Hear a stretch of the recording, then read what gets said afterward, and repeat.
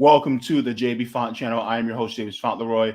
Happy Tuesday to every single one of you, and welcome back to every single one of you guys. The Jaybefaunt channel is also part of Revolutionary Blackout Network, so you guys can find me there on Sundays for the JB show and Thursdays for the Sabby and JB show. You can find me here every Tuesday at 3 p.m. as well as you can find me on my new podcast channel, Kind Connections Podcast, every 11th and 22nd of the month. Good to see all of you guys here joining me.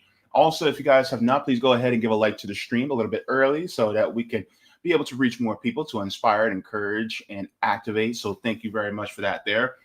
Also, if you guys would like to, you guys can also join my Substack at jaybefaunt.substack.com. It gives you email notifications whenever I write any articles, upload any clips, or go live just like this. So you guys have that on the regular basis. Also, if you guys would like to, you can also ask me a question and then I'll give you a video response or react to a video that you guys wanted me to see. You guys can do that through QBounty at qbounty.com/Jaybefaunt. Thank you very much for that. Now, good to see all of you. I know it has been a long week and pretty much we got just like a few more days until Christmas. And so there is a lot of news that's been happening as of late, a lot of stuff that has been in the headlines. I'm going to be covering three things here, but there's so much more that we can go through. And a lot of people are going through a lot, especially in this late stage of capitalism. This system is on its way down. And so let's say hello to some of the people in the chat. Let's get here. All right. We have Edward coming in first saying, well, what's up, JB? Looking forward to this podcast. Medhurst is awesome. Yes, we'll be getting into that. Man, friend to the show and friend to the channel, Richard Medhurst. Whew, he's been through a whirlwind. So we'll be talking about that. Zero coming in saying Trump boasts peacekeeping, that PDF file. But I walk the truth for a longer mile. Thank you so very much for that. Holly coming in saying, hello, JB. Good to see you, Holly. Holler at Holly. Good to see you in the chat, joining as well for this story. All right. Let me see here. We have Jace coming in saying, good afternoon, JB. Jace, let me ask you a question. Did you ever watch Dragon Ball Z back in the day? Because that was one of the names of the members of the Ginyu Force. Jace. Remember? It was him and Berter, right? Jace was like the second shortest one of the entire Ginyu Force. He was orange. We had white hair. I wonder. I'm curious about that. Jacqueline coming in saying, hey, JB. Hey, everyone. Just think it's almost 2026 and I've only got used to saying 2025. Right? Also, do not ask me to write the year in the first month of January because I'll keep writing 2025. And I'm like, oh, it's a new year. It's a new year. I got to write 2026 now. That happens to me every January. If I have to write a date, good luck. It's coming. It's coming. All right. Roger Meadows says, birthday in 4 days. Maybe when you come my way, it's your birthday. Okay. Good to see you, Roger. Awesome.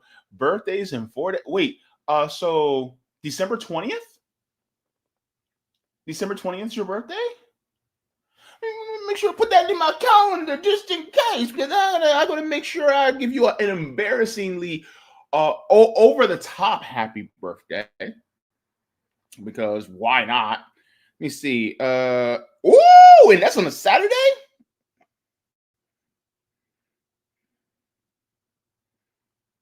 Ooh, okay. I see you. All right. Hi. All right. Blah. Okay. Thank you very much for letting me know, Roger. All right. Happy early birthday, by the way. We're gonna start early. We're gonna pregame. You know what I'm saying? All right. We have CBC voter coming in saying happy Tuesday. JB, all right, good to see you in here. We got the regulars coming in. We got Sean coming in saying, good day to me, says Pete. Oh, yes. Justice for Palestine. Absolutely. There's a lot going on right now. Oof, it is too much. Jace said, I did not. I picked the name from Star Wars character Brar Jace. Oh, interesting. All right. Let me see. Roger Meadows said Dragon Ball Z was corny. They had no style, just flying everywhere. Roger, you blowing minds right now. This is gonna get. See, I didn't want to have more than one feud. I got the feud with Savvy when it comes to sugar and grits. And yes, sugar can go in grits. Cry to your big Mo Mama about it. And now I got to argue with Roger about Dragon Ball Z? Are you just one of those guys that hates on Dragon Ball Z just because it's the most famous anime in the world? Come on, man. And don't let Rome hear you say that. Because he literally belongs to the Church of Goku. Church of Goku. You know what I'm saying? You know what I'm saying? I guess we have to have one disagreement. Everything can't be perfect, right? Lewis coming in saying, hi, my brother. Good to see you are good. Good to see you too. All right. Lewis coming in the chat. All right. And let me see. Oh, you have Terry coming in saying, why is everything going slow for me? Terry says, greetings, JB and comrades. All right. Good to see you in here. Jacqueline says, is there really a Church of Goku? Does a bear shit in the woods? Yes. Look, go ask Rome. Next time you see him, ask him if he's a member of the Church of Goku. He'll be like, hell yeah. Watch. Oh, man. Roger says, try Ninja Scroll. I heard about it back in the day. I'm going to have to take a look at it. I've never have down to this day, but I'll take a look at it. We have Leroy coming in, all right, with the waves, all right, and the wave. Tom is coming in saying, back in the day, Dragon Ball Z used to help babysit the younger siblings. Well, unless it was the Frieza saga uncut, then you had to then the kids had to hide their eyes because Frieza was watching that at a young age. That wasn't Frieza was kind of scary. But yeah.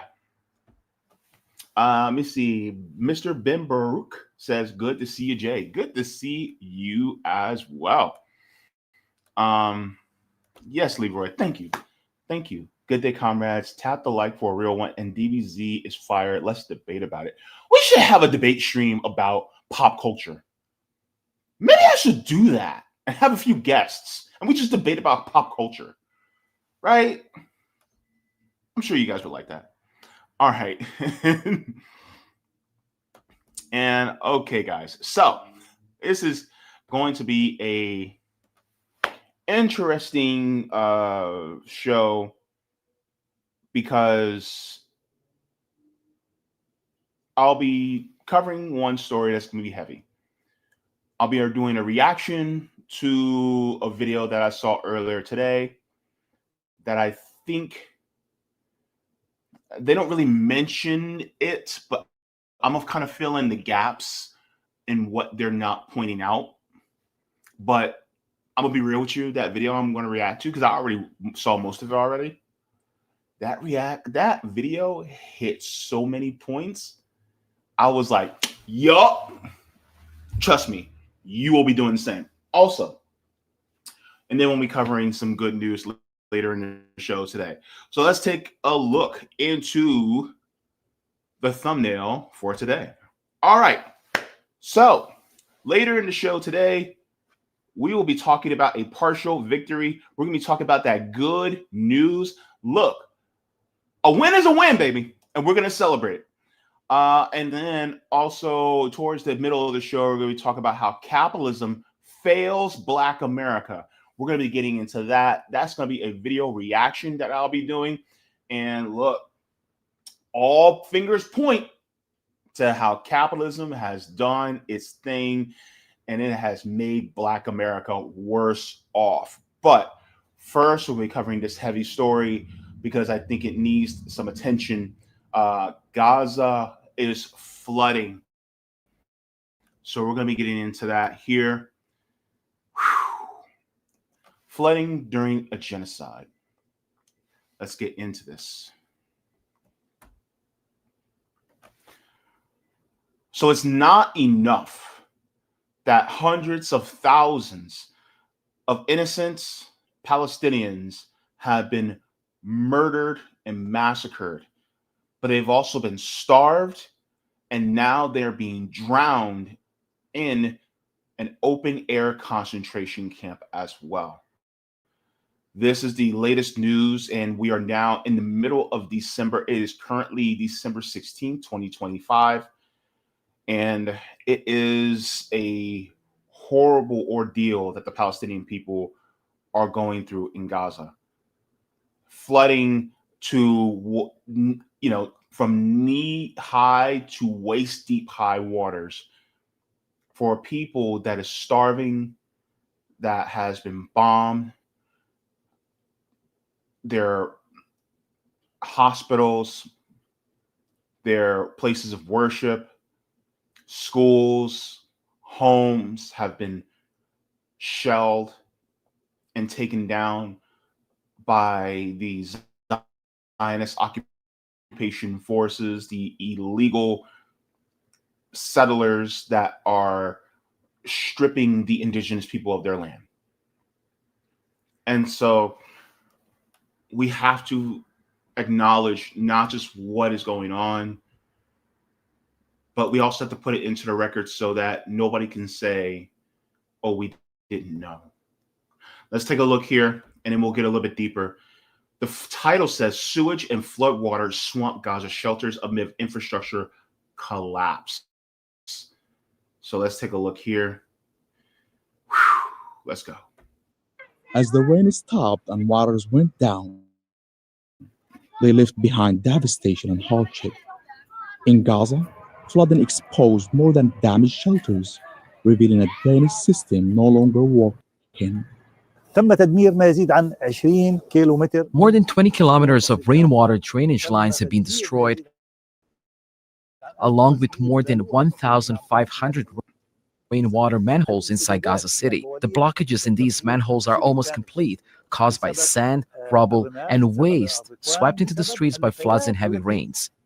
These blockages are definitely causing water levels to rise in many areas. Cans clogged with waste and garbage are putting the health of families, especially those with sick members, at serious risk. We live next to a garbage dump, and the rain washed the waste onto our tents. The tents were filled with garbage and water, and our clothes got soaked. Can you imagine this? That you're in a tent, and then the dirt and wastewater from the garbage, you always know what's in that garbage. Sometimes it's human waste that's in that garbage, and then that water seeps in and then carries it over inside your tent. Do you know how many types of infections that would cause? I'm going to tell you right now. As somebody that had an infection earlier this year, a staph infection that I had no idea where it came from. And then I almost went into septic shock earlier this year. Remember back in February? Yeah, that happened. And I live where we have adequate infrastructure. Can you imagine what the Palestinian people are going through at this very moment, where they have literally no infrastructure, no real medical facilities to go to if they get sick? And this is what they're going through. because Israel bombed them. Israel took out their medical facilities, took out their infrastructure. On top of that, they're starving because they're being starved by the IDF. They're being starved by Israel. And so this is what they're going through. And remember, in that part of the world, it gets cold and rainy. Cold and rainy. Have you ever experienced cold rain before? I can't imagine the rates of hypothermia that are probably happening right now as we speak. All right, guys. Let's continue on. Many floodwaters have receded, but the failure of drainage and waste systems is clearly visible. Blocked sewage lines and accumulated garbage have worsened the flooding in areas where people forced from their homes are being sheltered, leaving children and elderly vulnerable to diseases. For Safa Abu Layla and hundreds of thousands of displaced Palestinians, a lack of options has forced them to live in places unfit for human life. When winter came, the rain washed waste onto our tents. The tents are damaged and torn, and garbage and dirty water flooded inside. Our children are in very poor condition. Every day we take them to the hospital for treatment. For displaced families, the floodwaters are leaving destroyed homes, spoiled food, and land that no one can safely walk on. Ibrahim Khalili, Al Jazeera, Gaza City, Palestine. Don't miss out. Get the full. So now you see, on top of the massacres that the IDF are committing against Palestinians, the starvation, the 21st century Holocaust they're enduring, and to add insult to injury, on top of it all, they are experiencing massive flooding. The death tolls are going up as we speak. Let's take a look here. So this is out of Al Jazeera. It says 14 Palestinians, including children, die in Gaza amid storm Byron.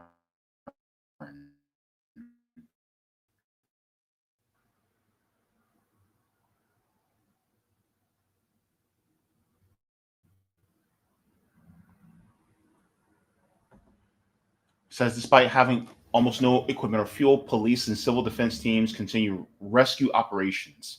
It urged international actors to pressure Israel to allow critical aid and shelter materials into the. Oh, Hamas has control of Gaza. If that was the case, then why do they have to request Israel to allow supplies into Gaza? Why does they have to go to Israel if it's Hamas that actually controls the Gaza Strip? Does that make sense? It's as if Hamas isn't actually controlling what comes in and what comes out. And it's as if they are literally in a prison, in a concentration camp. This is why I call it a 21st century Holocaust. Some people may not like me saying it that way, but as one Zionist put it, facts don't care about your feelings. Let's continue on. It says, what is happening now is a wake-up call for everyone to face their responsibilities. Hamas spokesperson Hazem Qasem described the deaths linked to the storm as a continuation of the war of extermination and evidence of the catastrophic conditions Israel's bombardment had left behind. The successive collapse of homes bombed during the war of extermination in the Gaza Strip caused by the storm and the resulting deaths reflect the unprecedented scale of the humanitarian disaster left by this criminal Zionist war.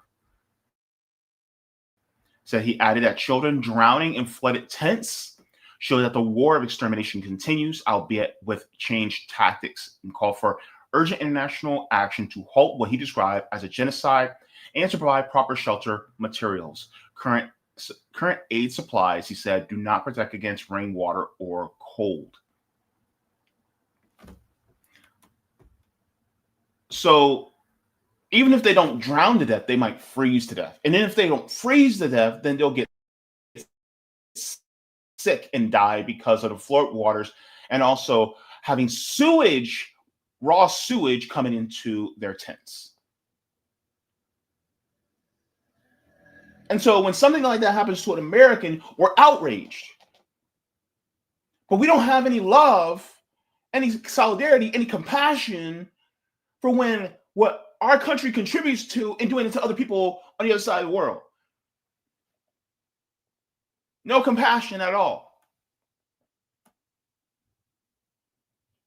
And this is why it is so important for us to pay keen attention to what is going on. To pay keen attention to what Israel has done to these Palestinians. I'm going to share this video as well, because I want you guys to see the real cost of what has been happening.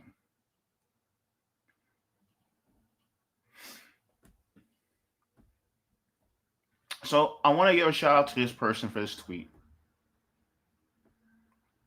This is from Shamin Suleiman. So this is dated December 16th of December, which was today, 2025. And says sources, Palestinian journalists on the ground. Says the spread of diseases and viruses among children of the Gaza Strip have escalated following a severe low-pressure weather system, worsening conditions for displaced families sheltering in tattered tents that provide no protection from cold air or rain amid an acute shortage of winter clothing and the absence of basic heating. Doctors and medical sources confirm increasing numbers of children arriving at medical points in hospitals suffering from fever, intestinal infections, and severe exhaustion linked to continuous exposure to cold and humidity, flooding and polluted water, and the collapse of minimum public health conditions. Emergency pleas have been reported from families left without shelter or blankets, including families of those killed and the sick, as rainwater spreads through displacement sites with nowhere to drain and no safe alternative shelter. Civil defense teams headed to the collapse of a building belonging to the Skeek family near the Jabalia bus station in eastern Gaza City after structural damage from prior Israeli bombardment was aggravated by winter weather conditions. The General Directorate of Civil Defense confirmed that with engineering and public works committees, hundreds of buildings have been classified as dangerous and uninhabitable, with evacuations ordering ahead of removal or reinforcement.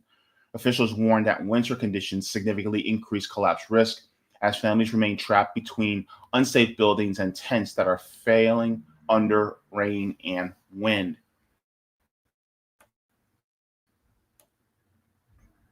So it says the Israeli army spokesperson confirmed that 2 Palestinians were killed over 2 days after allegedly crossing the so-called yellow line in areas of the Gaza Strip.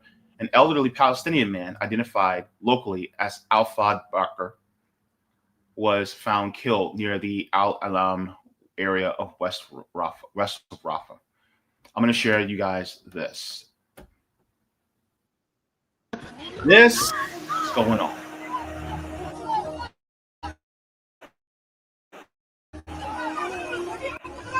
This is what's going on here.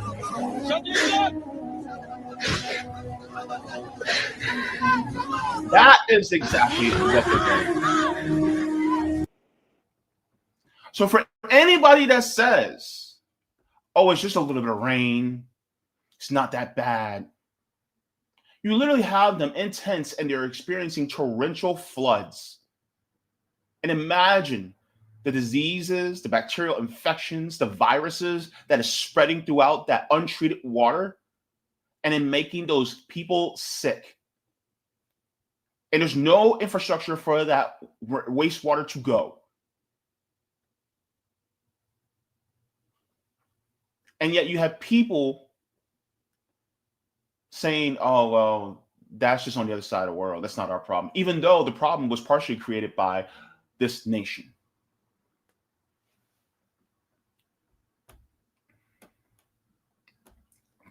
The frustrations are high.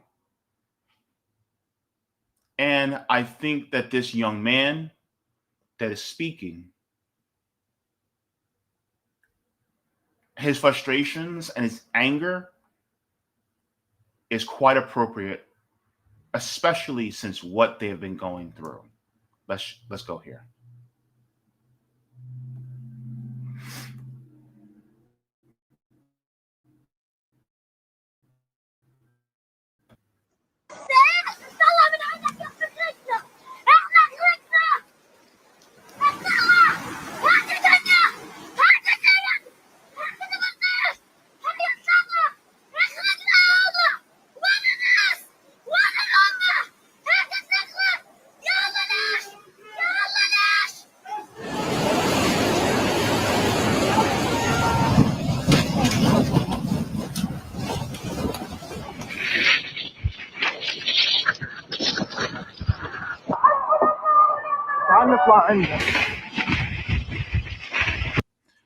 Let me ask you this. Would you be okay with your family being through that? How would you feel if your child, niece, nephew, grandchild, little brother, little sister, whatever, how would you feel if they were going through that? Now, how would you feel about the people who allowed it to happen?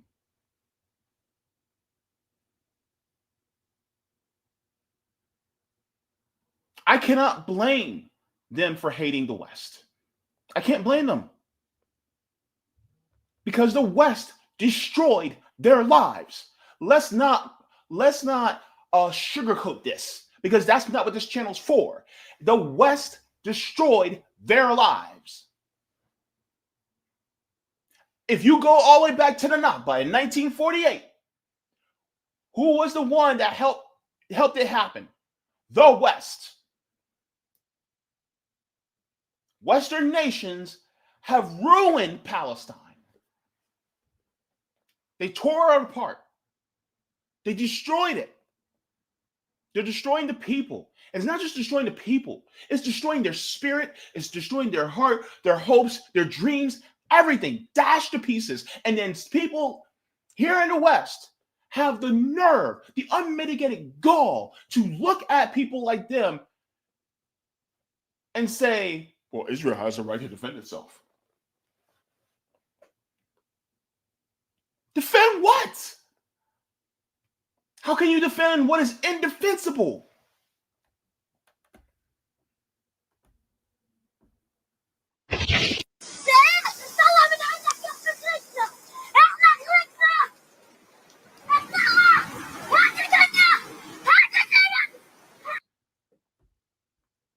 His response is appropriate.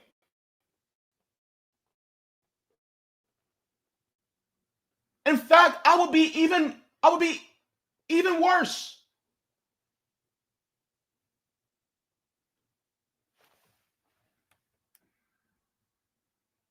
And so, for all the people that say that this isn't our issue,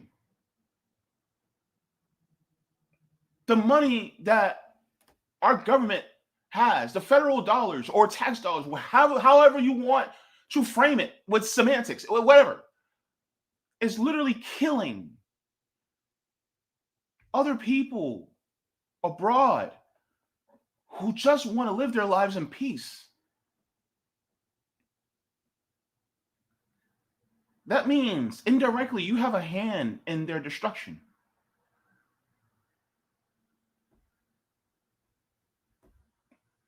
How does that make you feel?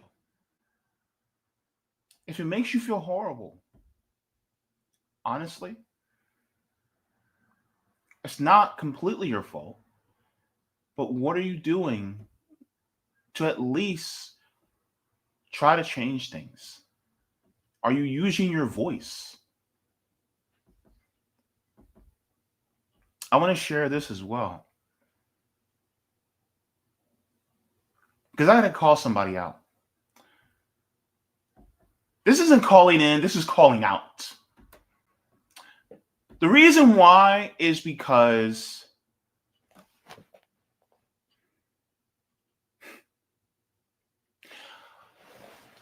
I do not want to see. I'll put it this way. If you are a Black person, and particularly if you're a Black American, and you see how somebody who is of the Caucasian persuasion, or seemingly, or has a close proximity to whiteness, if you see how they treat people who are Black and brown, and you stick on their side, seeing how they treat Black and brown people, they may not be you, but how they treat others, and you're not giving them the side eye, you are a trash panda of the highest order. I'm about to prove a point. I'm going to show you one. This person has horrible. Here's Medea Benjamin confronting this person. And it says pro-life until it's Palestinian life. And look at the necklace he has on. It's the Star of David with the cross in the middle, meaning he is a Christian Zionist.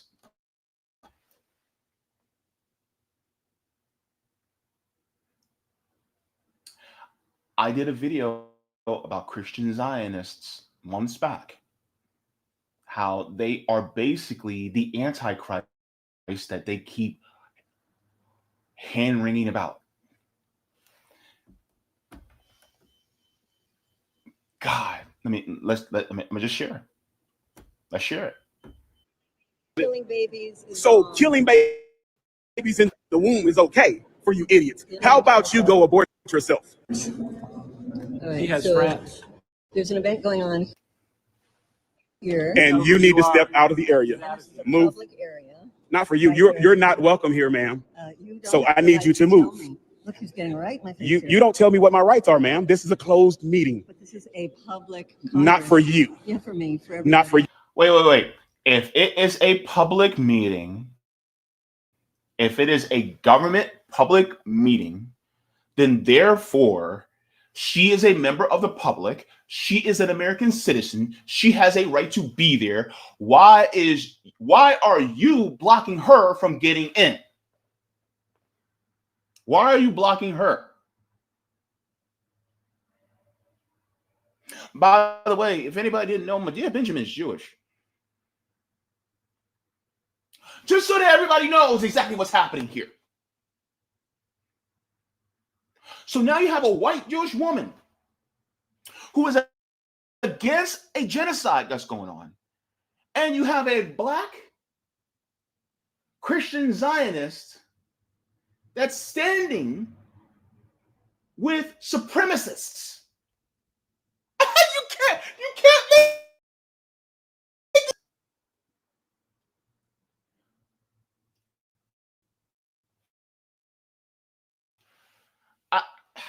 I just, Negro done lost his mind. Hang on, let's continue.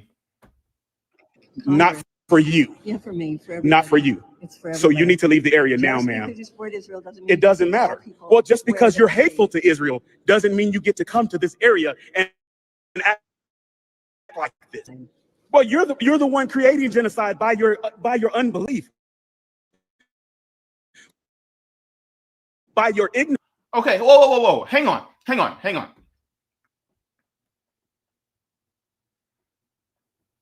Uh-oh. What happened? How in the world did that happen?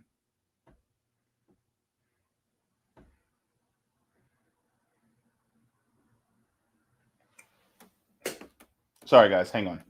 I don't know what happened to my camera.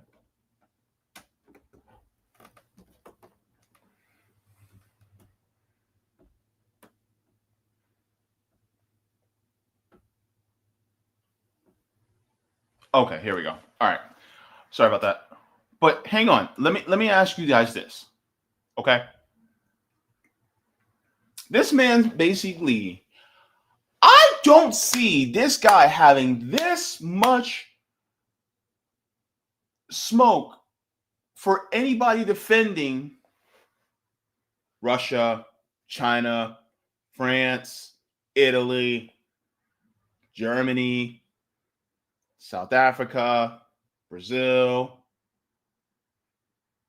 Nigeria, Kenya. I don't see him having this much enthusiasm, this much zeal for any other group. But yet, he's willing to do it for Zionists?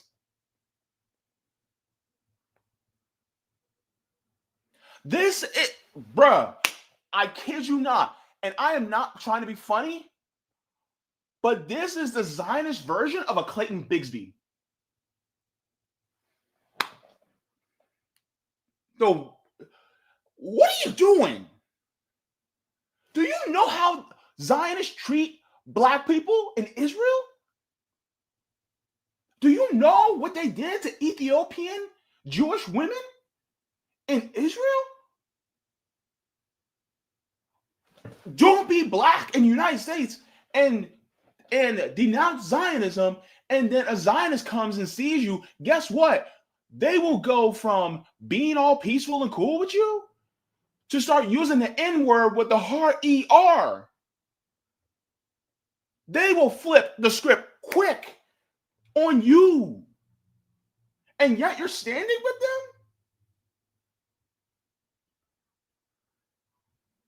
Show me a Zionist and I'll show you a white supremacist.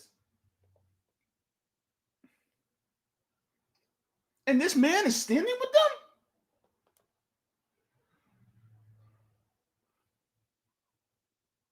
Malcolm X would be rolling in his grave if he saw that man. My God. So what you need to do, ma'am, is leave this area. I think you ought to calm this guy down. I'm calm. He's doing a great public job. space. This is a calm version of me. You don't want to see So you like the elevated version of me. that murders thousands of children. Oh, you're talking about murder, ma'am. You just need to go. Let's go, ma'am. I don't need to go anywhere. Yes, you do. No, I don't. Let's go, ma'am. You don't get to tell me what to do. And you want to come and tell me what to do I'm and then not tell me telling that you I what don't to get. do. You I'm just told standing me. right here. I You am have a right to so be here. sick of you pompous idiot liberals. You guys work my nerves. Can you go find Jesus, please? Wait. Hold on, nigga. Can you find Jesus, please? You find him. Because apparently you ain't seeing him. You don't know him.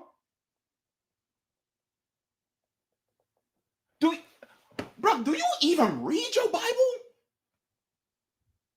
There's neither Jew nor Greek nor slave nor free, for we are all in union with Christ. So therefore, where's the Christian in you? Because that cross within that Star of David ain't doing you no good.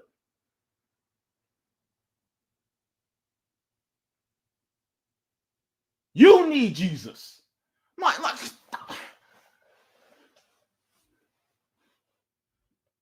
God. And you talking about she need, oh my God.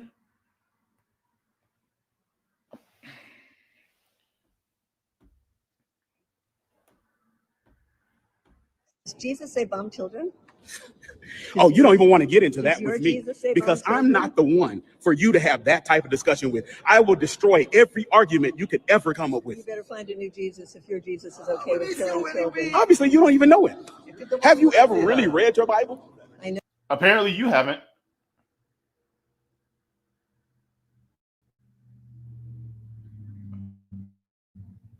I mean, I can't believe this dude is on board with killing the same people that Jesus was. Jesus was Palestinian, bro.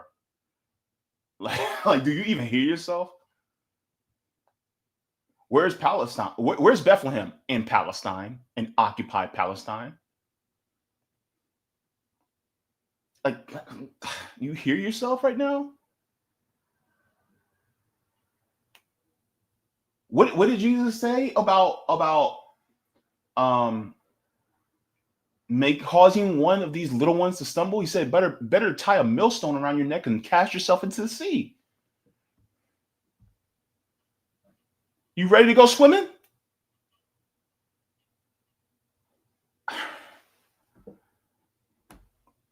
My God, my God. You probably don't even have one. I know that God is against genocide.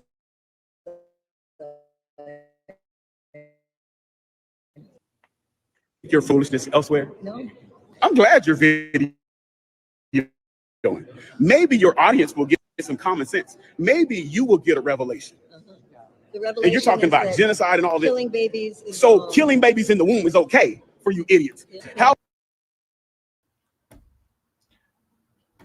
First of all, even let's take that let's take his argument, and let's say, because I am pro-choice, right? So, and it's not up for me to, judge what a woman does with her body. But let's just go by his argument. Okay? So, are you saying that two wrongs make a right now? If you believe that abortion is murder, it's like, okay, well, you guys believe in murder, so it's okay for us to believe in murder. Is that what you're telling me, bro? So you're saying two wrongs make a right. So you're okay with killing Palestinians because to own the liberals, you're okay with Palestinians being murdered, to own the libs. Do you hear yourself right now?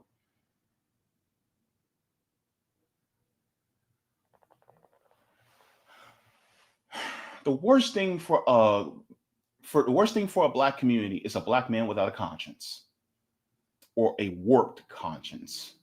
That's one of the worst things for the black community. And here you got right there. My God, today.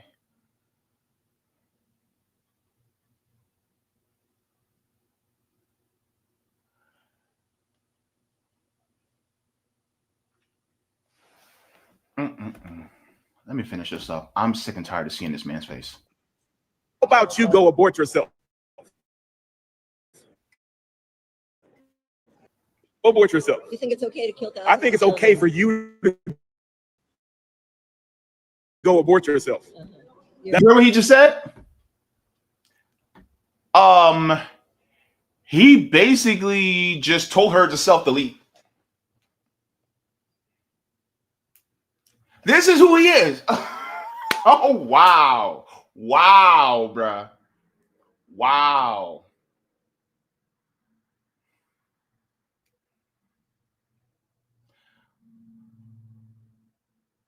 Scratch a Zionist and a demon bleeds. I don't even want to show any more of him. And the crazy part was, so many people here in the West have this pompous attitude towards people in the global South, even though it is our country that is harming them. Like the TikTok video I showed you guys, the comments are horrendous, and it is from people from the West, people here in the United States, saying, "What do you want us to do? It's your country."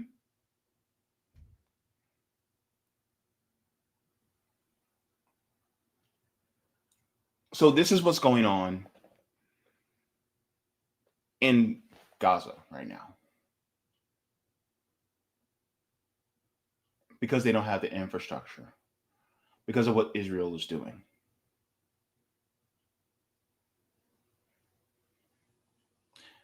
Israel is making the world more dangerous for Jewish people.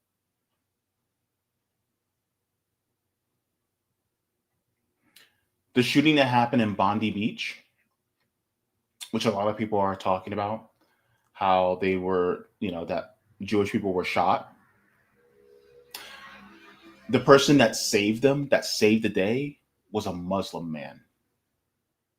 A Muslim man saved their life.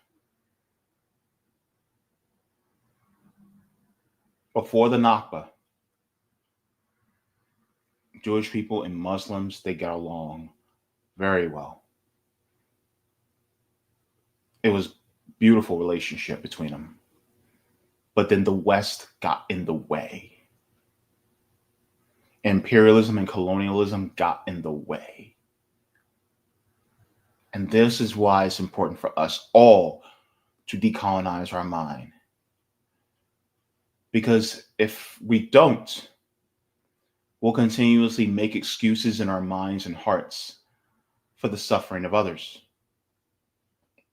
And it's just a short period of time before that circles back around when we're suffering. And then people will make excuses for us to suffer as well.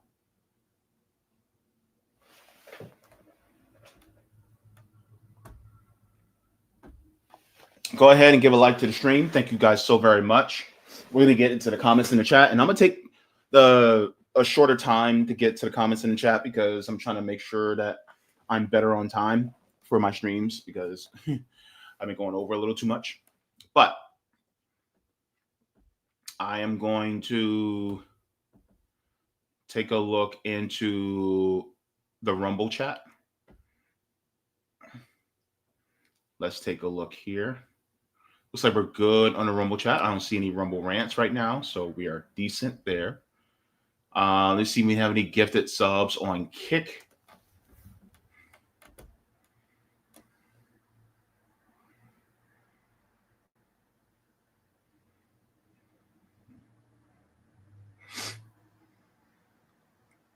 All right, looks like we're good on Kick. All right. And now let's go to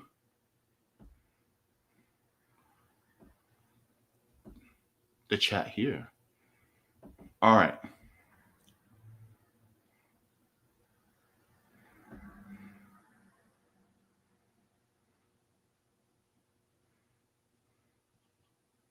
All right, let me see here.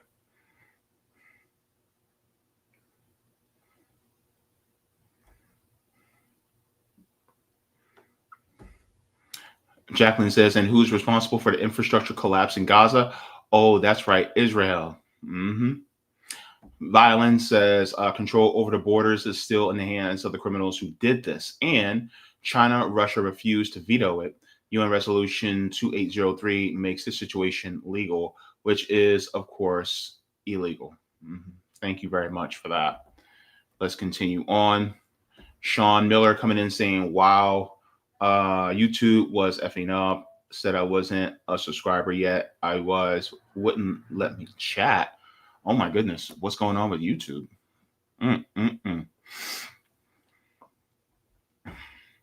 Yeah, Leroy, that was a heavy one. That was a heavy one. It's gonna get a little bit lighter from here, but yeah. You see. Thomas says Israel is copying the early American Manifest Destiny and Jim Crow. Shaking my head. Yeah, that's basically what it is. It's Manifest Destiny and Jim Crow in West Asia. Essentially, that's what it is. And yes, Violent, absolutely right. Everything they're doing in Palestine is being tested to bring back home. Everything. Yes. Jay says our government didn't do anything for New Orleans or the Carolinas recently. Absolutely. You're absolutely correct. They don't do it here. They don't do it for the people over there. Sean says he calls himself a pastor, yet he wears a modern day swastika around his neck, telling Jewish woman to delete herself. If that doesn't qualify as a spoon-fed anti-Semitism, I don't know what does. Yeah. Technically, yeah, he was channeling anti-Semitism. And this is why I say Zionism is anti-Semitism, because Zionism, number one, puts Jewish people in danger. And it also diverts people away from real Judaism, which is very loving and peaceful, right? But people like him, they adulterate what real Judaism is, just like you have, some Christians who adulterate what real Christianity is, right? You got people who are members of the KKK that call themselves Christian, when in reality they're not. Edward says, so this guy is not religious if he's okay for Zionists to kill Palestinians who have done nothing to them. He is a demon. Yeah. Yep, absolutely. Oh, yeah. And Holly says, talk about Lahaina. Yup, Lahaina, right? Have they still recovered yet? No. Marlo says, it was just doing that to me too. I had to close a couple times. Nothing, then click learn more. I'm back in business. But what in the Helena? What the hell? Yeah. If you guys check to see if you're still subscribed to my channel, because I don't know what's going on. But yeah, YouTube sometimes does some purging, which is kind of weird, but it is wild here. But let's get into saying thank you. And I want to say thank you to all the patrons on Patreon, because you know what? It is important that, we keep in perspective, the people who help keep me able to do this work here. So let's get into that. All right, guys. Thanks to all the patrons of Patreon, and here are the tiers.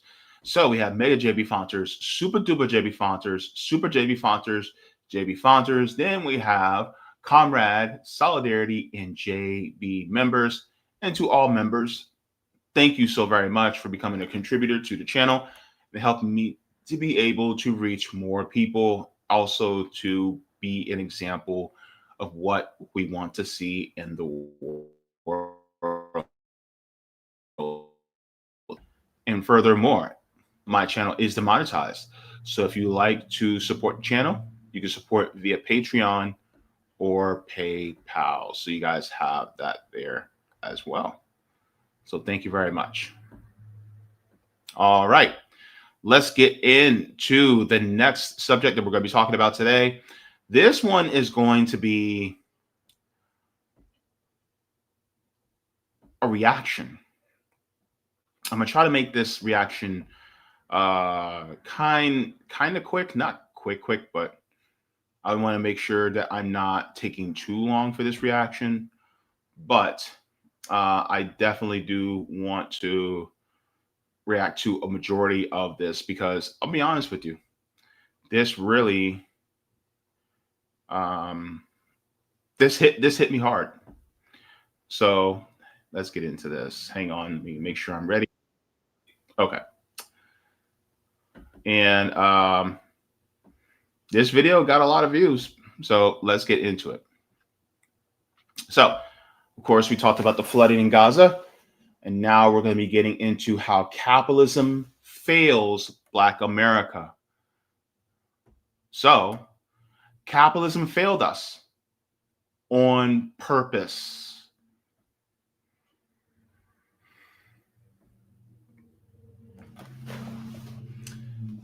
Being Black in America is a challenge, especially since knowing what our people have gone through, we have endured so much.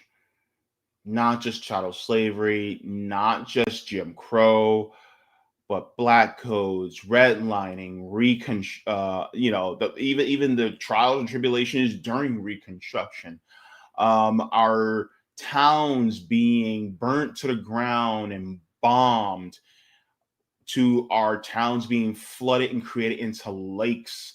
We've had mass incarceration. We've had our ancestors that were experimented on countless times, whether they're in prison or whether you have cities that are experimented on by our government. You have so many different things that have happened to us, on top of terrorism that has happened, and not just places, like what happened in Tulsa, Oklahoma, but you also have terrorism by groups like the KKK. You have terrorism by white supremacists. You have race massacres that have happened, some race massacres that have happened as late as 2023. You had all these things on top of it.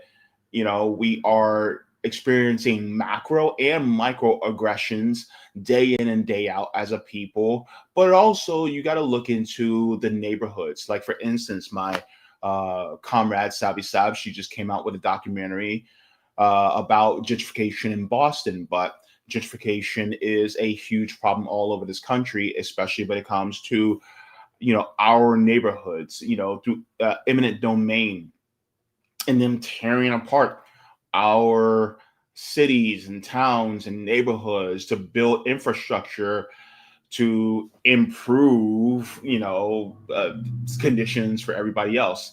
Highways that were built where Black neighborhoods used to be. So we have all this that has been happening, but one thing that hasn't been talked about as much is our nutrition. And this video is good, but I just want to fill in some gaps, and we're going to do a little bit of a reaction to this. And so I would like to get into this as well, because the Black American culture has been failed by capitalism, and this is on purpose. This video is from the channel Grew Up Black, and their title of their video is "Why Black People Started Getting Fat in the 1980s." It says the truth will shock you. I don't think that we're going to be shocked, but I also want to fill in some gaps that the person may miss out on. So we're going to be getting into that right now. So hang on to your hats, folks. This is about to get interesting. The 1980s changed everything for Black families in ways most people never talk about. It wasn't just about music, fashion, or culture. It was about survival. Jobs disappeared, grocery stores closed, and the food that once filled tables with love and tradition started to look different. Families who used to gather around slow-cooked Sunday dinners found themselves rushing through drive-thrus after long shifts at low-wage jobs. The kitchens that once smelled like simmering greens and cornbread now hummed with the sound of microwave timers. This isn't a story about laziness or bad choices. It's about how an entire system shifted, and Black communities bore the weight of it in their bodies, their health, and their homes. In the mid-1980s, fast food chains discovered a formula that would change everything. Bigger portions meant bigger profits. What used to be a small fry at McDonald's suddenly looked like a joke compared to the new value sizes being pushed across every menu. A trip to the drive-thru in 1985 meant you were getting portions that were 2, 3, even 5 times larger than what your parents ordered in the 70s. The smallest soda was now practically a bucket, and a burger that used to be filling became the baseline, with double and triple patties becoming the new normal. Black families... Ooh, he's speaking the truth. Talking that truth. Let me tell you. Yeah, because back in the days, you get yourself a quarter pounder with cheese, and that was like, oh, okay. Of course, by the way, the quarter pounder with cheese means that the patty was actually a quarter of a pound before cooking. So by the time it's done cooking, it's actually not a quarter pound. But anyways, just the burger itself was filling, right? And, we didn't, it's not that we didn't eat as much, is that the foods that we ate weren't as calorie dense, right? But the density increased, even though, and you had that density, but then the portion sizes got bigger with very calorie dense foods. So then we were consuming even more calories after that. But he's going to get in even deeper. So let's continue on. already stretched thin financially, saw these supersized meals as a better deal. More food for less money.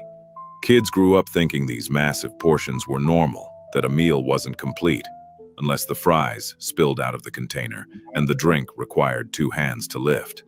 The concept of enough disappeared, replaced by the expectation that more was always better.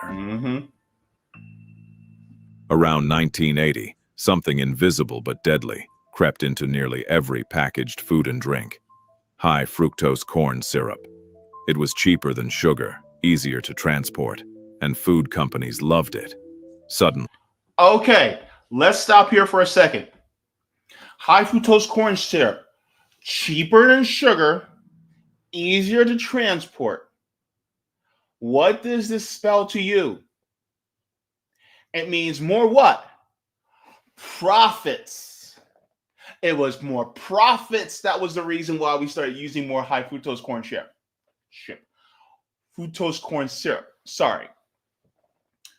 But it was the profit motive. That's the reason why we were using this unhealthy version of a sweetener. It wasn't because, oh, they just wanted to infuse things with more sugar. No. It's because they were saving money. Because using the pure cane sugar or other more healthy sweeteners was more expensive. Like, okay, go into your grocery store and find a bottle of honey. And even then, because I just saw a video like last week about honey, even if you get like your regular average bottle of honey at your grocery store, that's still not the good honey. The good honey that actually still has the pollen in it, without it being filtered and heated, that honey, and it looks kind of cloudy in texture, almost to the point where it starts to look almost like butter. Like that honey is like $40 for a jar this big. The real honey is expensive as hell. You think that these big corporations are going to use that to sweeten their stuff when it costs that much? Hell no. They're going to use the cheap stuff. And what grows very fast and what grows aplenty? Corn. Guess what? They're going to use that high fructose corn syrup as much as they possibly can because it's going to be easier to use, and it's because it's cheap. Then they can use it a lot. They keep things either just as sweet or sweeter, and then they're also saving money in the process. And where does that money go? Does it go into workers' pockets? No, it goes into the pockets of the parasite class, the people that own the means of production, the people that are the capitalists. They are the ones that actually own it. And so it's the reason why they use high fructose corn syrup is to make more money, more profits for the parasite class, not because, oh, they just want to pay the workers just a little bit more. No, it never had to do anything with that. This is why it goes all the way back to capitalism. I'm going to keep doing this throughout the entire video, so hang on to your hats and be prepared. Sodas became sweeter. Fruit drinks glowed with unnatural colors, and everything tasted like candy. Kids guzzled down Kool-Aid by the pitcher, not knowing they were drinking liquid sugar that their bodies couldn't process the same way. A single can of soda went from being an occasional treat to an everyday staple, consumed. Remember Surge? That takes me back. It takes me back. That was an injection of sugar and caffeine into your bloodstream to the point where you can attach some jumper cables to your nipples and start a car. And not just any car. You could probably start a Ford Bronco with that thing. Anyways, let me continue. Soda went from being an occasional treat to an everyday staple, consumed at breakfast, lunch, and dinner. The brightly colored drinks, red, orange, purple, became symbols of childhood. But they were quietly contributing to skyrocketing calorie intake.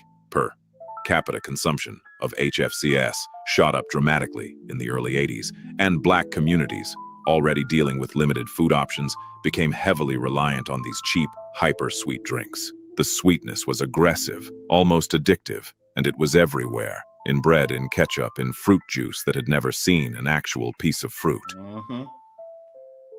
In the 1980s, public health campaigns declared war on fat, specifically Animal fats like lard and beef tallow that had been staples in black kitchens for generations.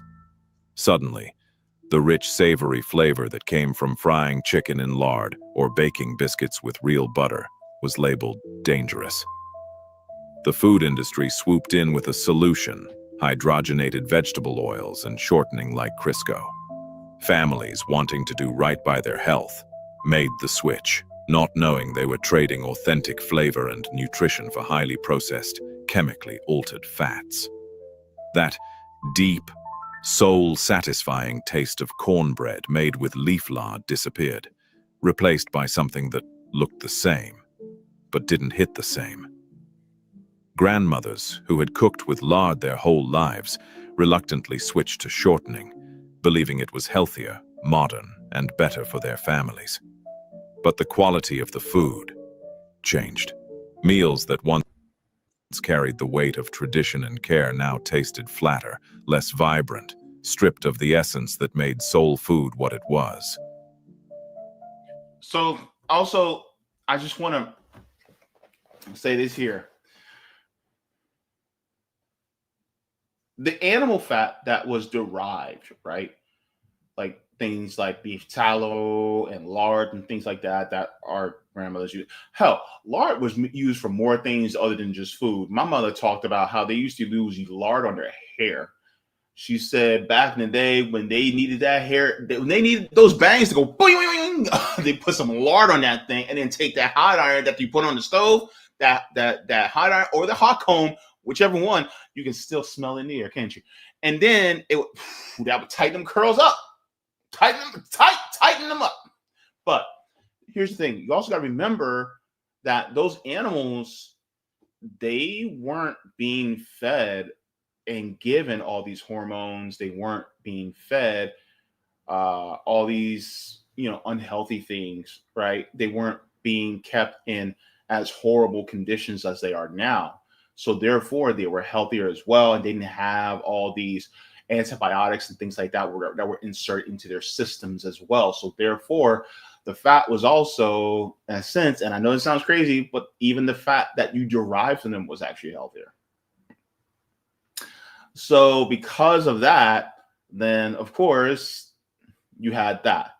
But also these manufactured oils that they actually got, it wasn't the natural ways. Like I've seen where they actually like extract the oil from olive oil.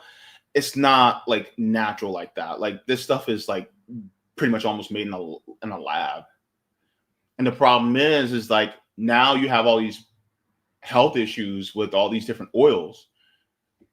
And they're like, oh, but it's healthier. And it's like, was it really? Or was it really just a way for you to be able to sell this oil? Because, if you wanted to get your lard or your animal fat, things like that, you probably just go to like a butcher or something like that. You probably didn't really need to go to any place far. And so you probably be able to just buy it from them.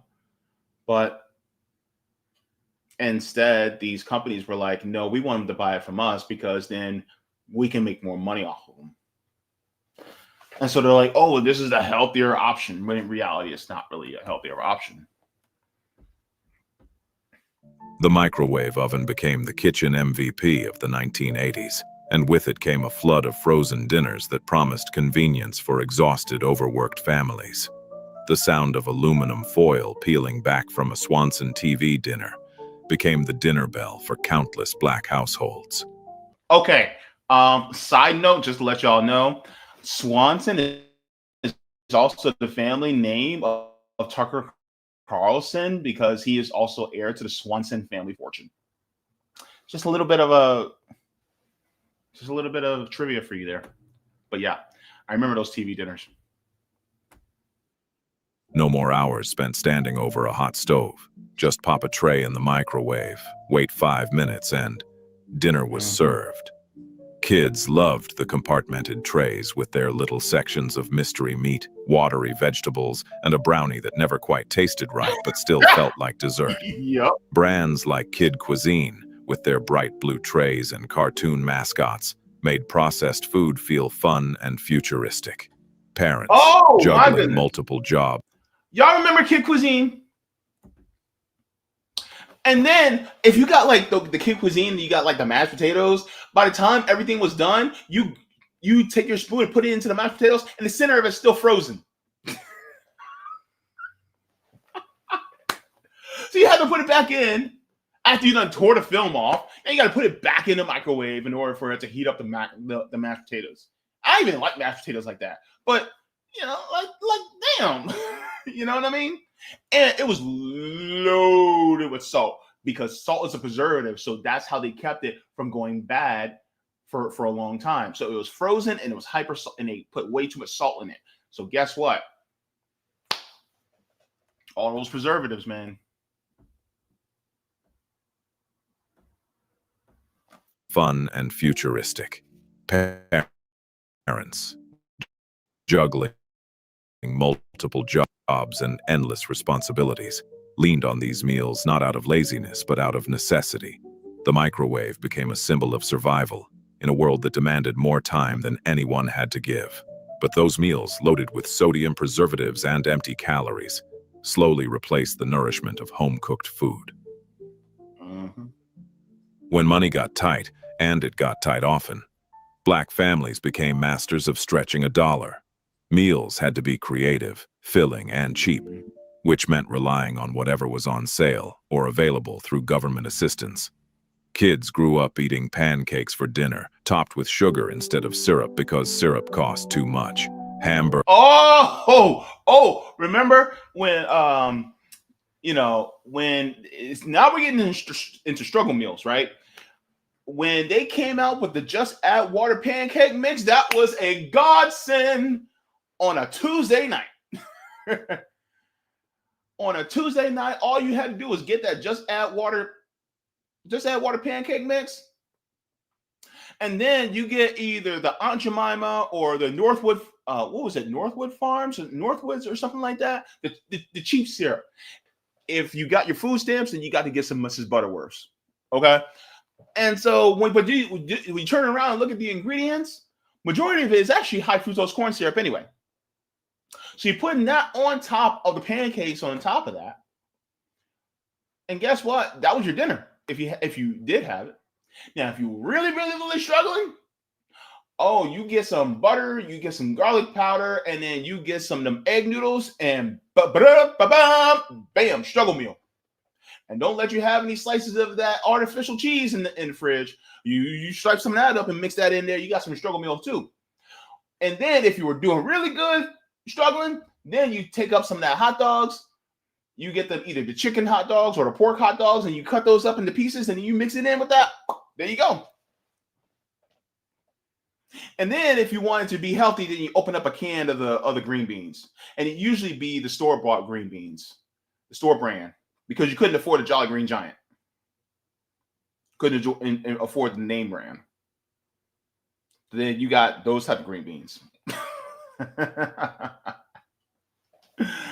Oh, Lord. You know, if you know, you know, baby. Trust me, I know.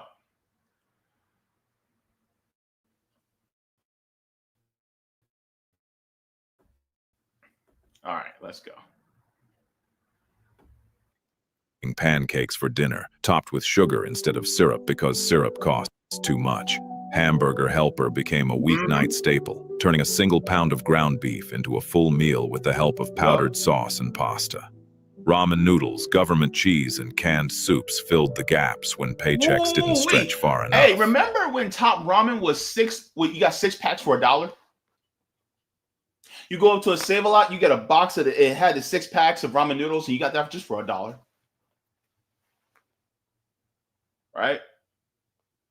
Yep. Pepperidge Farm members, let me tell you, that would save you because you'd be starving, and your concern was more of feeling full than it was getting, say, eating healthy. That was your concern. And a lot of parents, they just want their babies to go to bed full.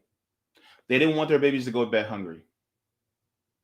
And even though a nice salad would probably be nice to give them something healthy, it didn't have that weight.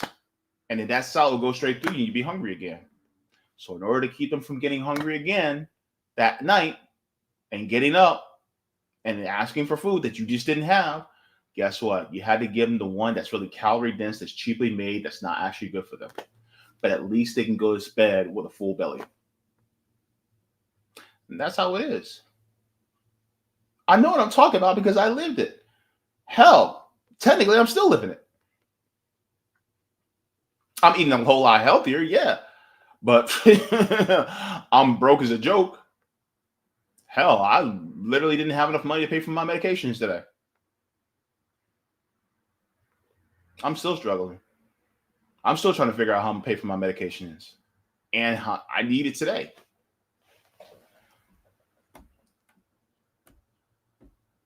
These weren't the slow-cooked, carefully seasoned dishes passed down through generations. They were survival meals, cobbled together from whatever was within reach. Families did what they had to do, but the trade-off was nutrition. The meals were high in sodium, low in vitamins, and designed to fill bellies, not nourish bodies. Still, parents made it work, turning limited resources into something that felt like love, even when the ingredients fell short. Fast food companies didn't just advertise. They strategically targeted Black communities with campaigns designed to make their products feel like a natural part of everyday life. Commercials aired during Black sitcoms like The Cosby Show and A Different World, featuring Black families laughing together over buckets of fried chicken or celebrating milestones with burgers and fries. These ads didn't feel like manipulation. They felt like validation, like some— Oh, he's so talking so much truth. Baby, we get up on a plane or we get on a bus and we travel all the way up to Philadelphia just to see my grandmother. Guess what? As soon as we get to the Philadelphia airport or we get out the Philadelphia, we get off at the Philadelphia Greyhound station, guess what? Grandma's there in the Lincoln to pick us up. As soon as we get inside the Lincoln and we're about to drive home, oh, what do you guys want to eat? Oh, we got a KFC right there. We can get a bucket of chicken. All right, cool. We get a bucket of chicken. We get a couple sides. And then by the time we get home, what are we doing? We're eating KFC and a bucket of chicken with some those biscuits that you need 1,000 gallons of water just to swallow, because them biscuits can kind of dry. Trust me, Popeye's biscuits to me were a little bit better. Anyways, and then you got your mac and cheese, and then you probably got your mashed potatoes, because God forbid you got the green beans, because if you got the green beans, they weren't going to fill you up as much, or the corn. And then you would have maybe some soda after that. And you probably go to the Winn-Dixie if you're down here in the South and get a bottle of Czech soda. Or if you're up north, then you probably get the store brand from like either Acme or ShopRite or Pathmart. You know what I mean? Let's continue. One finally saw and understood Black culture. Black youth were bombarded with more fast food commercials during their TV viewing hours than white kids, and the messaging was clear. This food is for you, it's affordable, it's quick, and it's part of your community. Oh, wait, what did he say? Hang on. Let's go back for a second. I want to get back to that part he said right there. Let me make sure I go back just a little bit further. All right. Okay. Manipulation. They felt like validation, like someone finally saw and understood Black culture. Black youth were bombarded with more fast food commercials during their TV viewing hours than white kids, and the messaging was clear. This— Oh! Black children were bombarded with more fast food commercials than white kids.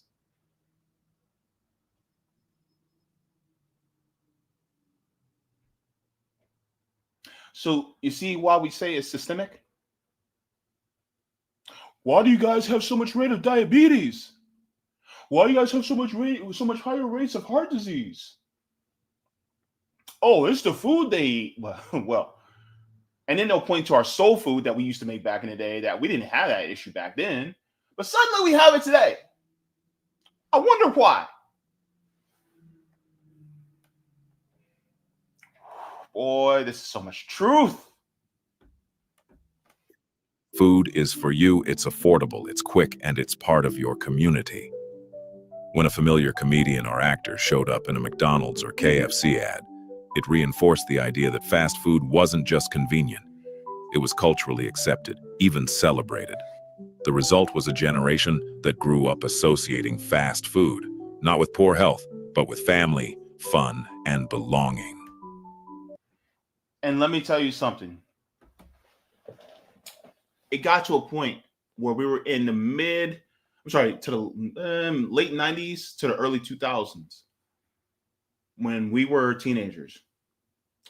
When that dollar menu came out, I'm going to tell you right now, it got to a point where a lot of us in our households, particularly Black households, and I remember having homeboy almost nightly, mother would come home with McDonald's nightly, to the point where her kids be like, McDonald's again. Me and my brother, when we were little, like 6, 7, 8 years old, when we saw McDonald's, it was a treat. It's something we got maybe once or twice a year. We'd be jumping up, McDonald's. We used to do that every single time we saw McDonald's because it was so rare for us.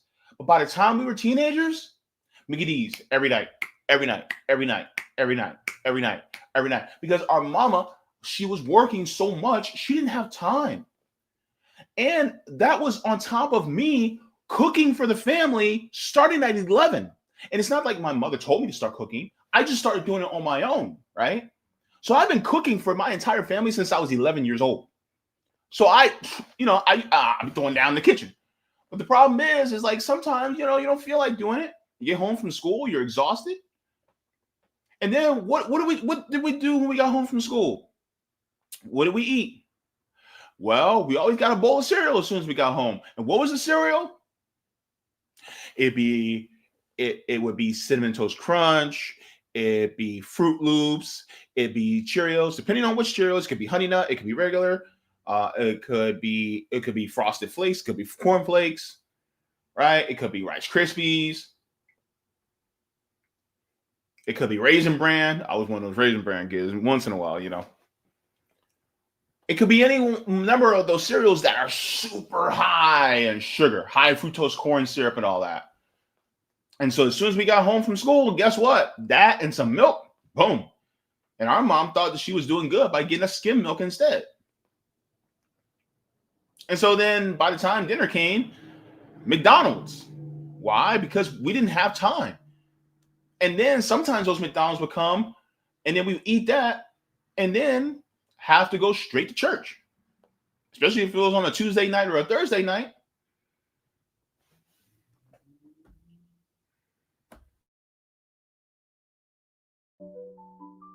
When the factories shut down in the 1980s, they didn't just take jobs, they took time. Black families who had relied on stable, unionized work in steel mills, auto plants, and manufacturing floors suddenly found themselves scrambling for survival. Parents who used to work one solid shift now juggled 2 or 3 part-time jobs just to keep the lights on. The kitchen, once the heart of the home where greens simmered for hours and cornbread baked golden in cast iron, grew quieter. There was no time anymore for the slow, intentional cooking that had defined Sunday dinners and family gatherings.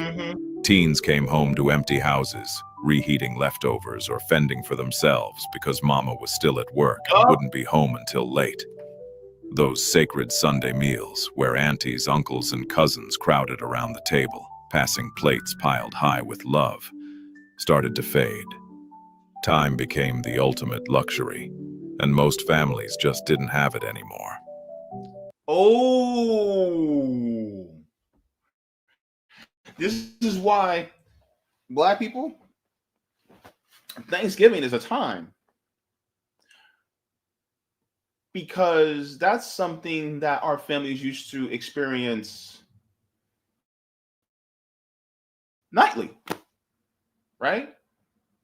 But a meal like that now,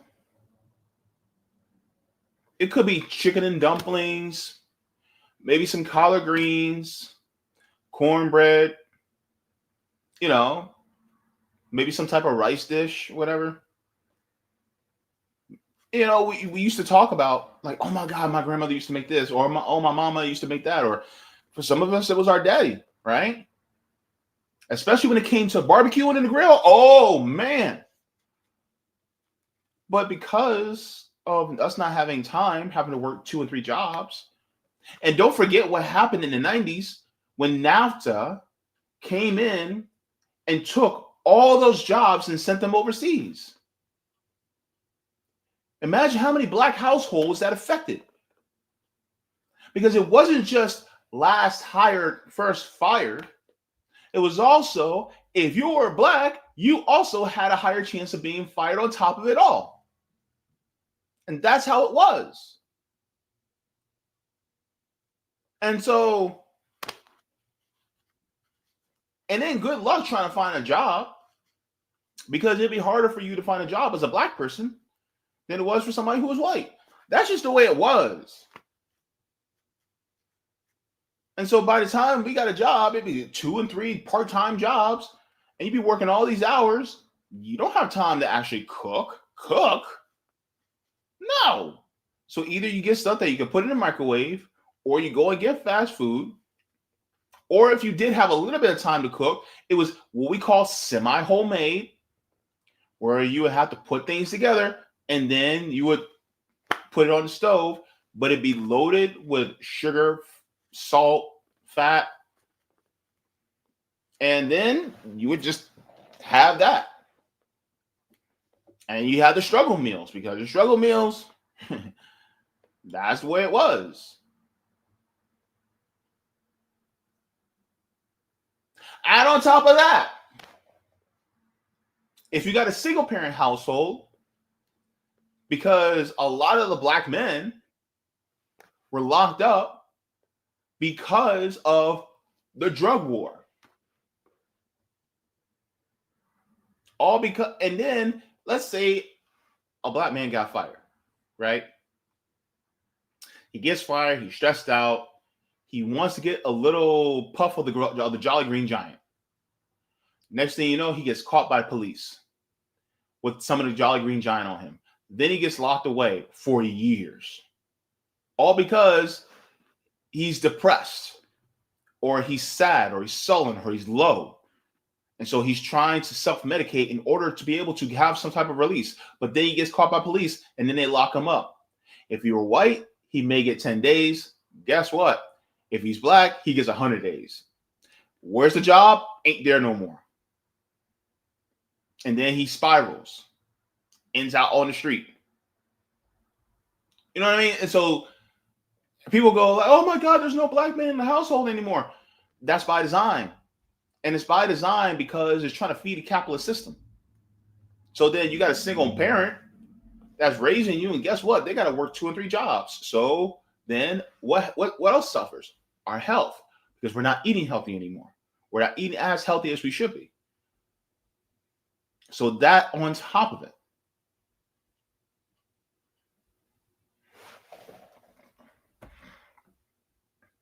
All because corporations want to make theirs. As middle-class families, both black and white, moved to the suburbs, the neighborhoods left behind lost more than people. Mm-hmm. They lost grocery stores, pharmacies, and community anchors. Yep. The trusted local grocer who knew your family by name, who'd let you run a tab when money was tight, closed down, and never reopened. In their place came corner stores with barred windows, gas stations selling chips and candy, and fast food joints on every block. Fresh produce? Forget it. Quality meat? Not unless you had a car and gas money to drive miles out to the suburbs where the big supermarkets had relocated. Now, I'm going to tell you right now, this is basically my neighborhood. Oh yeah, this is my neighborhood. Corner Corner store just a few feet away from me. All I got, look, if I wasn't on my computer right now, if I was on my phone, I would walk out of my door right now and go just a few thousand feet to the corner store. Walk up in that corner store, right? Then you go in there, and it's an old corner store. And you, right after you pass the Rap Snacks, then you get to some of the Little Debbie snacks. And then you get to the area where there's the ramen noodles, right? Then you got all the beer and the juice and the soda, all that stuff that's filled with high fructose corn syrup. And the only real fresh food that you have is the dude that fries chicken right in there. That you can buy fried chicken, fried gizzards. You can get some boiled peanuts. I don't think they do the pickled eggs over there. But some they'll have pickled eggs, pig's feet. Then by the time you get that, go around the corner, right to the register, get you a couple Black and Milds.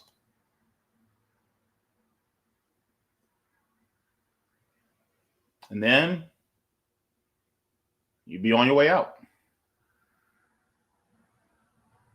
And that was your access to food.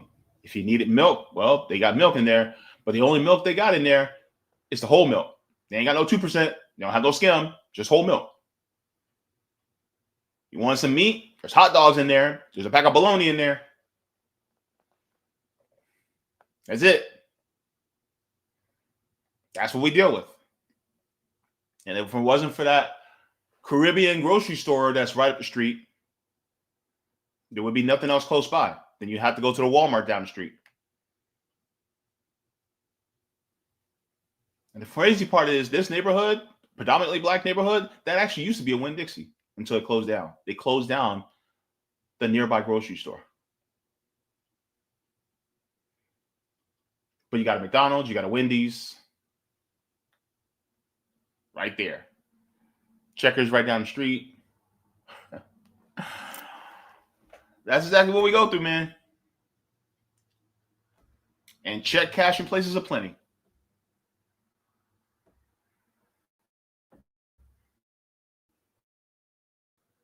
Relocated. Families on SNAP benefits had no choice but to shop at those corner stores, where the shelves were stocked with sugary sodas, instant ramen, and shelf-stable snacks that could survive a nuclear winter. The food that nourished generations, collard greens, fresh chicken, sweet potatoes, became harder and harder to find, replaced by whatever was cheap, quick, and close. Fast food and soda companies didn't just sell products, they sold dreams. Commercials in the 1980s featured polished, successful Black families gathered around tables filled with branded sodas and meals, laughing in pristine living rooms that looked nothing like the cramped apartments many viewers lived in. These ads linked consumption to prosperity, suggesting that buying certain brands was a way to participate in Black excellence and middle-class achievement. When a famous Black figure endorsed a product, it carried weight. It meant this brand understood you, celebrated you, and wanted you to succeed. Teens and adults felt compelled to buy these products, not just for taste, but to align themselves with the success and status these commercials portrayed. Fast food wasn't presented as cheap convenience. It was framed as modern, celebratory, and aspirational. Drinking the right soda or eating at the right chain became a subtle badge of belonging, a way to claim a piece of the prosperity that felt just out of reach but close enough to taste. Remember Obey Your Thirst? That from Sprite? Remember that?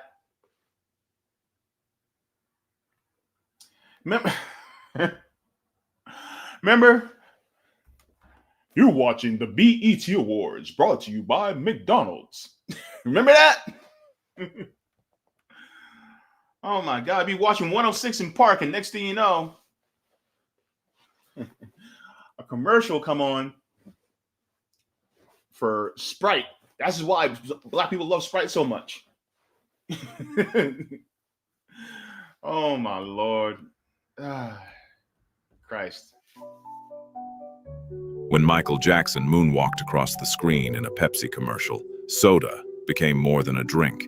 It became a cultural moment. Black megastars like Michael, Lionel Richie, and later, countless others, signed massive endorsement deals with soft drink companies, using their star power to make hyper-sweetened beverages feel aspirational.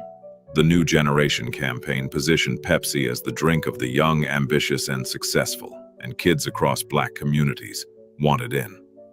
The commercials were spectacles, high production, explosive choreography, and the biggest names in music and entertainment. Teens didn't just drink Pepsi because it tasted good. They drank it because it connected them to the icons they idolized.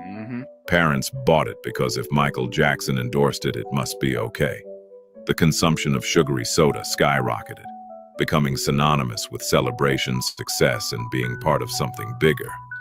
Oh, by the way, I'm just going to let y'all know this, and this is going to sound kind of crazy, but stay with me here. This is why Black people don't drink Mountain Dew that much, because it wasn't really marketed to us. Mountain Dew was marketed more to white people. That's why white people will drink Mountain Dew before we will. Sprite, Pepsi, those were marketed to us more. Mountain Dew, white people. Coke, white people. Yep. Tell me I'm wrong in the comments, y'all. Tell me I'm wrong in the comments. Look, I'm gonna say it with my whole chest.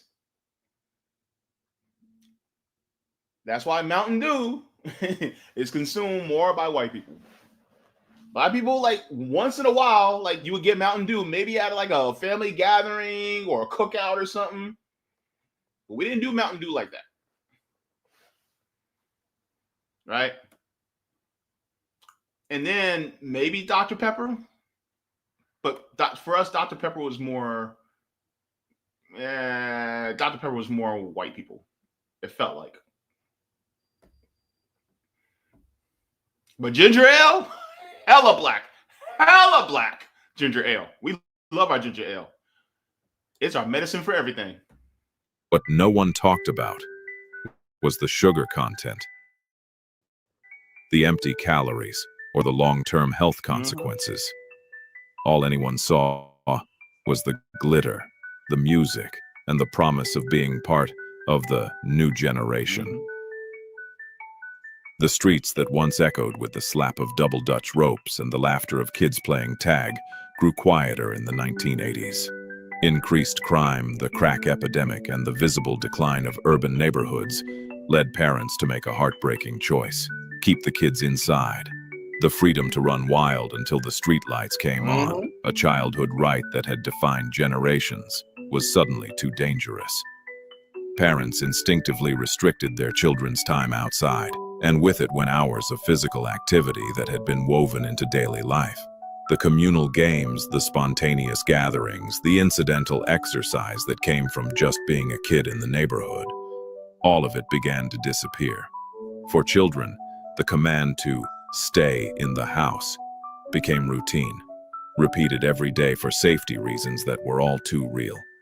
Time spent playing outside by children aged 6 to 8 declined by 25% between the early 1980s and late 1990s. What replaced it wasn't intentional exercise, it was stillness, boredom, and the search for something to do indoors.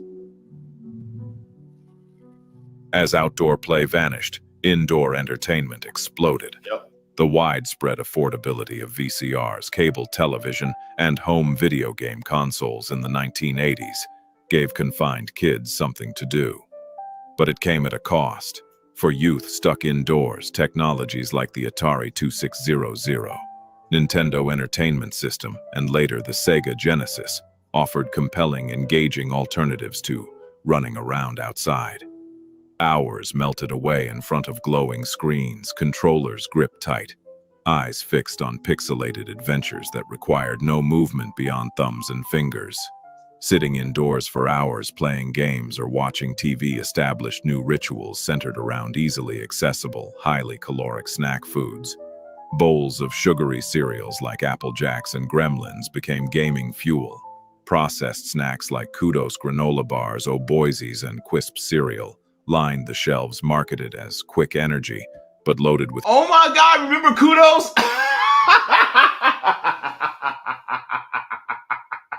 I used to love them things. Kudos was, oh my gosh. They were basically like granola bars, but they were dipped in chocolate. That's why I am the fluffy monstrosity you see before you today. Oh my God, and a bowl of Apple Jacks and some Power Rangers on Fox Kids at 5 p.m. If you know, you know. Just after, wait, it was just after what? Chip and no, DuckTales or something like that. But yeah. Interesting. Man, this is taking me back.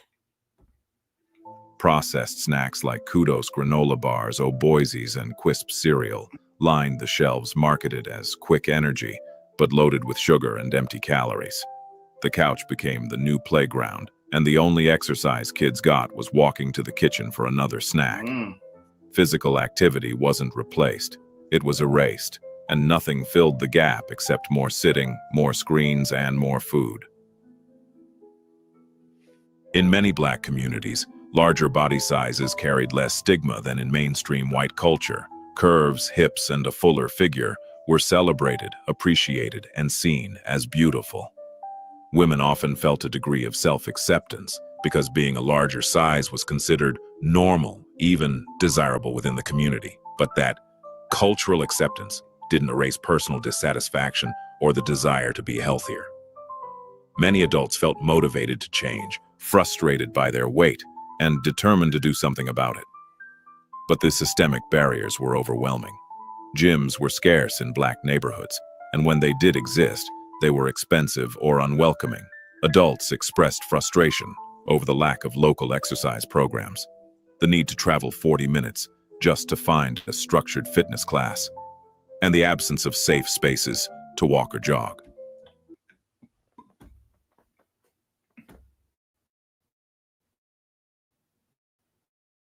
I'm telling you, people will look at it and go, "Oh well, why don't you guys just go to the gym?" Where at? There ain't no gyms in the hood. And people are like, "Well, you could just run around your neighborhood."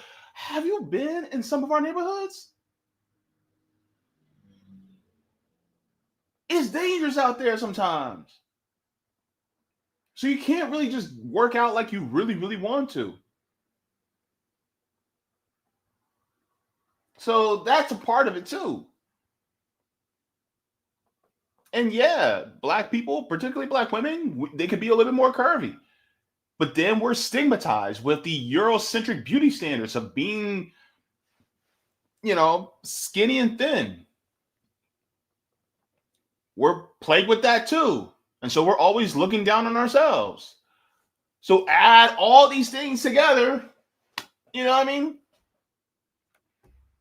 And you didn't have no money. And then if you didn't have a car, well, good luck getting to that gym on the bus. The systemic barriers in their neighborhoods, lack of facilities, no transportation, unsafe streets made exercising as hard as obtaining fresh food. Cultural acceptance provided emotional relief, but it couldn't overcome the structural neglect that made healthy living nearly impossible. I'm telling you, and that's the thing. But the thing that is missing is why this is happening. And really, it is systemically about capitalism. Capitalism basically being that the means of production and distribution is owned by a very small group of people. And that very small group of people is trying to maximize as many profits as they possibly can. So what does this mean? This means increasing the sugar, salt, and fat within these foods and making it more convenient to get food from them instead of being at home and cooking. Also demanding that the people who work more hours. So if you're at work working more hours, then that's less time for you to cook at home for you and your family. So guess what? Then they have to depend on these corporations in order to be able to get this food. And then on top of that, think about NAFTA, where it took away all those jobs. Guess what? Some of those jobs, provided a network an economy, a local economy for places like local grocery stores. Well, guess what? If people ain't making money, they're not shopping at those local grocery stores. And if they're not shopping at those local grocery stores, they go away. And so all that fresh food that will be coming into the neighborhood is gone now. And so then people start getting worse. So now all you got is the corner store. That's all you got now. And if you want a little extra money to be able to get to the corner store, well, you got to go to the check cashing place next door. Go to the check cashing place, borrow some money so that you can go to the Walmart and then get your food there. That's if you got, and then if you didn't, you had to get food stamps. So this is all part of the system. It's a system of control that keeps us where we're at. And kids used to be outside all day, every day. Remember the phrase, "You smell like outside"? Remember that? Kids don't smell like outside anymore. Why? Because they're always inside. Why are they always inside? Well, because we're kept inside. And on top of that, remember, I think I was talking about on RBN like a week and a half, 2 weeks ago, where people like they ramp up the news about homicides and things like that by like thousands of percent to overhype the negative news about homicides and all these different things, right? When in reality, it's not actually that bad, but they overhype it to keep you scared. And if you're scared, that means you don't want your kid to be outside. And if you don't want your kid to be outside because you're scared of, oh, that person is going to be looking at you, or that person may try to kidnap you or something like that, you're going to want to keep your kids inside. But then what do they do when they're bored? Instead of running, they're using their fingers for the video game system. Or now they're swiping, right? And they're not really doing much at home. So then guess what? Child obesity rates go up. All because we're too scared to let them go outside and play. We don't even do play dates anymore because we're scared. We're scared of our neighbors. So kids don't really go outside like they used to anymore. And then parents start getting concerned with, oh my God, you guys need to start eating less calories. You guys need to start going to the gym and start trying to put your kids in the gym. And it's like, kids don't really need a gym. All you need to do is just go outside and go to the playground. But they don't want to do that because they're scared of their neighbors. And why are we scared of our neighbors? Because it's pushed on us. And who owns the news companies? Corporations, the capitalists. So this is why I wanted to react to this. Because the thing is, like, that's one thing that this person didn't really touch on that I think would really they would draw that full circle, right? Because this is why we are suffering the way we are. And this is by design. Capitalism fails Black Americans on purpose because it has to. Because that's the only way that it can keep itself alive. And it's not just Black Americans, right? It happens to every other community now. But who did it hit the hardest? And what are Black Americans? Aren't we the canaries in the coal mine? And now you got people talking about, oh my God, child obesity rate is so high when they start seeing little white kids getting fat. Oh my God, they're getting so big. Well, you guys shouldn't, you guys should have been looking for what the corporations were doing to us. And now you look at us, you're like, oh my God, you guys are fat. And now, oh, your kids are that way too. And it's not really about being fat. It's about being unhealthy. It's about lacking health. And now you got everybody and their mama who are in Hollywood that are taking Ozempic. And so now people are thinking, well, maybe if I start taking this Ozempic, then maybe I'll look better. But looking better and actually being better are two different things. You can have a really nice looking car on the outside, but if the engine and the drivetrain is shit, well, good luck with that. It'll look good, but it'll look good sitting on cinder blocks. And that's the thing. That's the problem. You can't really replace what we naturally are. And so this is a point that I want to make. Capitalism does Black Americans, does freedmen no good. And why in the world should we embrace a system that enslaved our ancestors in the first place? That is incongruent with us, and we should leave it behind. And so to all my Black Americans out there that are listening to this, and we talk about our liberation has to be more than just reparations. Our liberation also has to be us having healthcare, food, education. We not just have to be, we don't just need the repair, but we also have to have a system that facilitates us to have dignity. And a capitalist system will not do that. Reparations needs to be the beginning, not the end. Black liberation has to start with us leaving the system behind. Because every single time we just sit back and say, oh, well, we'll just vote, right? We'll just vote our way out of the system. The system won. We have to do way more than that. Ending the system will really push us towards our liberation. And this will push us towards gaining equity, repair, equality, and an egalitarian system.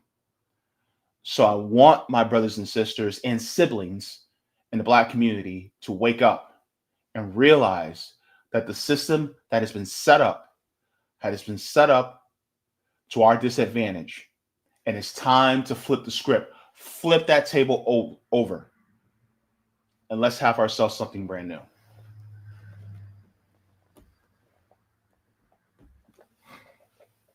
Thank you very much for that. Let's get into the comments, and then we'll get into the final segment. Let me see if we have any Rumble rants. We are good on the Rumble side. All right, good. All right, let me check to see if we have any gifted subs on Kick. I think we're okay.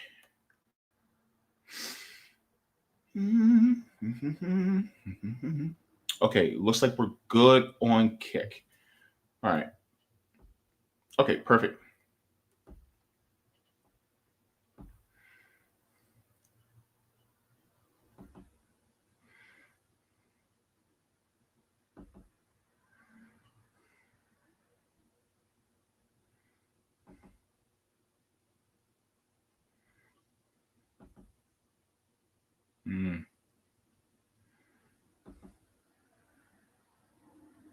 All right, let me see here.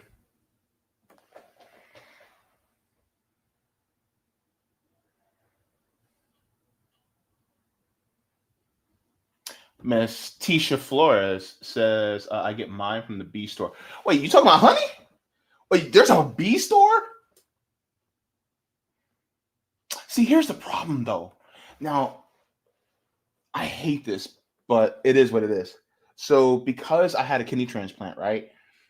One of the things that I can't consume anymore is raw and unfiltered honey because I can't have anything that really boosts my immune system like that because I'm on immunosuppressive medications. And so if it boosts my immune system, then it's going to be likely that my body will start attacking the kidney.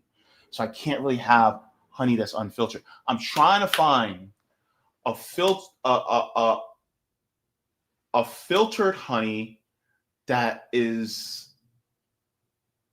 still really good. It may not be as good as the raw unfiltered honey as these local growers have, but at least I can get something that where it's still allowable for me to have, but it's not overly processed honey like they sell in the rest of the stores, right? So that's the only thing. I'm trying to look for it. But at the same time, do I really have money for that fresh honey like that? I really don't, though. This is when I'm looking for a job. But you know what I mean? But I would love something like that. But anyways, you see. Let's continue on. Yeah, Sela says raw honey. Yeah, I wish I could have it. I just can't. I can't have raw honey. I can't have pomegranates. I can't have ginger. I can't have turmeric. I can't have grapefruit. That's just the name of the game. you know.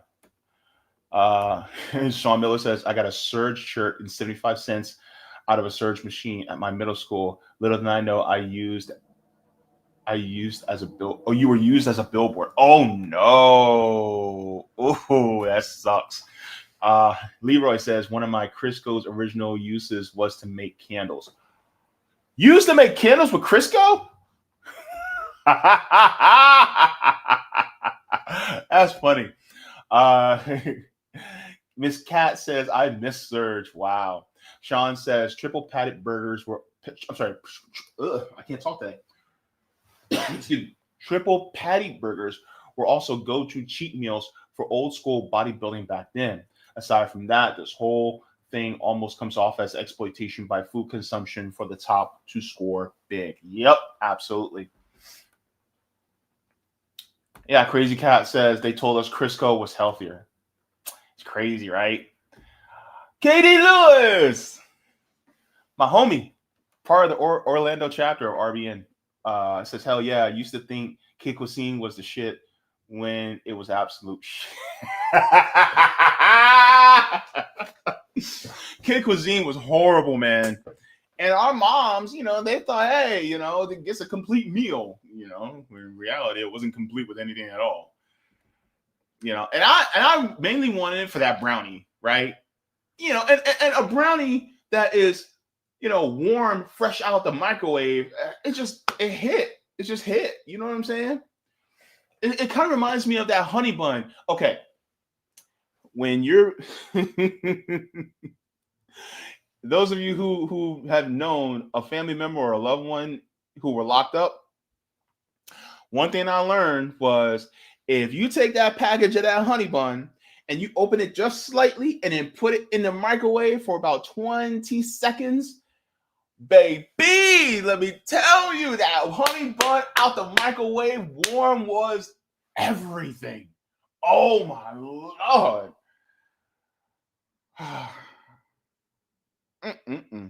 Especially when you got it from the commissary. I'm telling you. Edward says, I remember a Michael Moore documentary where in France he was surprised that many of these school kids never drank soda, or the fact that there were no vending machine to buy unhealthy stuff. Okay. Me in 1998 and 1999 in my freshman and sophomore year at Oak Ridge High School in Orlando, Florida. I literally walked in there and I saw vending machines. One of the vending machines was a Fruitopia vending machine. Y'all remember Fruitopia? Y'all remember that? That fruit juice drink that they used to give to us? Fruitopia, right? It would be Fruitopia. It'd be like Coca-Cola, Sprite. It'd be like a bunch of different Fruitopia flavors, right? And the vending machine was like locked in the cage, so you could pay and you can get your fruit out, but you know, it was kind of behind a bit of a cage. And you know, of course, that's how they viewed us, you know, black and brown kids at Oak Ridge High School. But anyways, so that was one of the machines. And then I think we had a vending machine. They were more rare, but the soda machines, oh yeah, they were all up in our high schools. Fruitopia. And then during lunch, if you had a few dollars, like me, I was a free lunch kid. Guess what? We didn't have nothing. So free lunch, that's what we got. But on the occasion when I actually had a couple dollars, maybe $4 or $5 on me, I could go to the snack bar. And at the snack bar, they sold Chick-fil-A sandwiches, Papa John's pizza, and then you can get chips, you can get candy, you can get cookies, you can get all that type of stuff. And so the kids that got a couple of extra dollars, instead of getting their lunch from the lunch line, instead they would actually go straight to the snack bar and they would get their food at the snack bar. And then they wouldn't even eat the regular school lunch. They would just eat whatever's there. And so I would be seeing kids and I would get jealous. And they'd be walking around with Papa John's pizza, eating Papa John's pizza. And my broke ass was jealous, envious, because I had to get my food from the regular lunch line. Not realizing, technically, I was actually eating a little slightly healthier than they were. And remember whenever they had to raise money for something, and they would come during the morning, I think between first and second period, and they will have Krispy Kreme, boxes of Krispy Kreme donuts, and they sell a donut for 50 cents a piece. And you see some of them kids be getting a dollar. They give $1, they get 2 Krispy Kreme donuts. They be eating Krispy Kreme donuts in first and second period. Baby, y'all taking me back right now. Y'all taking me back. And it almost never is one of the male students that does it. It was always female students that were doing it. They'll be walking around with the Krispy Kreme donuts. Maybe because the male students probably eating up the Krispy Kreme donuts before they can even get to the classroom. But that was us. All right. Kat said hamburger helper was definitely a staple for us. Oh yeah. Oh yeah. She said we have the meat in it. Yep. Mm-hmm. Absolutely. That's what we did. Sheila said maybe not being able to afford name brand was a good thing because in many cases the brand less product had less cheap additives, so popular new brand invests more in advertisement. That's a point, but sometimes they were also the cheap off brands actually were made by the name brands. They just put lower cost and they may have used cheaper ingredients so that they can still get your money, but it would be a different brand, but it would be still by the same company. Mm-hmm. Kat said this video is spitting so much truth. It was. It really, really was. Thomas says capitalism morphed much of our festival gathering and community cookout foods a bit greasy. A fast change replaced mom and pop restaurants. This is true for Black and all minority communities. Yup, absolutely. Yup.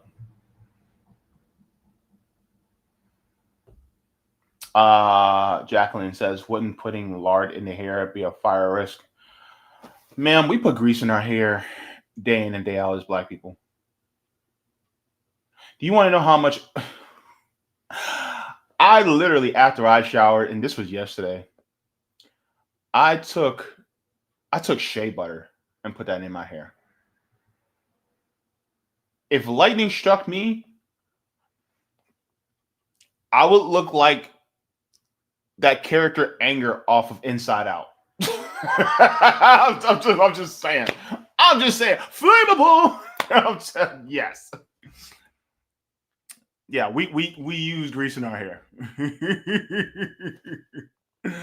Roger says, right here, I was talking about this for past year. When in the 1970s, wife mom was forced to enter into the workplace because wages stagnated while cost of living went up. So no more getting by on dad's income. So goodbye healthy, slow cook home meals, and hello rising healthcare costs. It just hit us harder. Mm-hmm. And I really wanted you to see this, Roger, because I know you were probably nodding your head the entire time. So simply because single mama families. The problem is that a lot of us, we didn't have, part of it was, a lot of men were locked up. You know what I mean? And so that's part of the system too. Sila says, my question is now can working class people and family afford take out fast food, especially since in most cases these chain fast food products cost more than getting the raw ingredients. It's shifting because now we're now starting to cook at home more. The problem is that we just don't have enough time to cook like we used to, but we're now having to sacrifice family time and other things in order to be able to cook. So it's kind of a catch-22. It is pretty sad though. Lady Alex says fast food is poison. I ain't gonna lie though, sometimes once in a great while, I gotta have me a burger and fries. I'm sorry. But I don't have it very often though.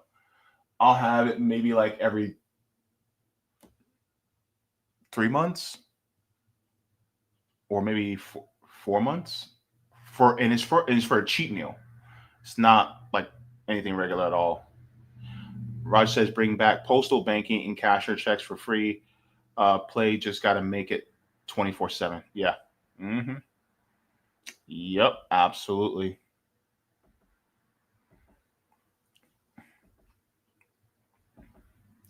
All right. We got one more story, and then we'll get out of here.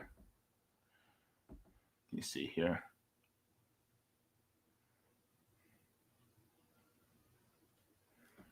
And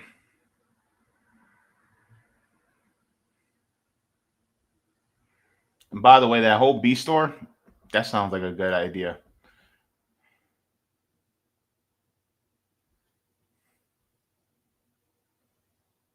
Roger says, quick, JB, do a search on teen pregnancy trends over the past 40 years.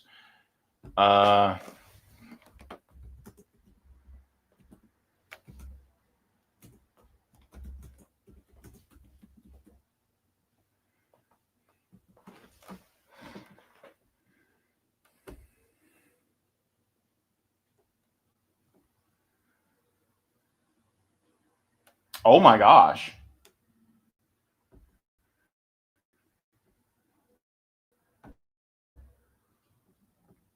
Let me see this. This is actually pretty interesting. Says teen births decline. Teen birth rates have plummeted with a 73% drop since 1990, reaching historic lows. That's from the CDC. Older moms rise. Births to women 40 and older surge 193% in the same period, surpassing teen births in 2023. Says the peak childbearing age shifted from 25 to 29 to 30 to 34, reflecting delayed family planning. And says contraception and fertility tech, better birth control, and assisted reproductive technology give women more control. Career and finance. Women are prioritizing careers and financial stability before starting families. And public health, decreasing teen pregnancies has been a longstanding health objective achieved partially through education. Now they talk about the increased risks for older moms. That's interesting, man. Wow. Yeah. So yeah, teen pregnancy has actually dropped precipitously over the last 40 years.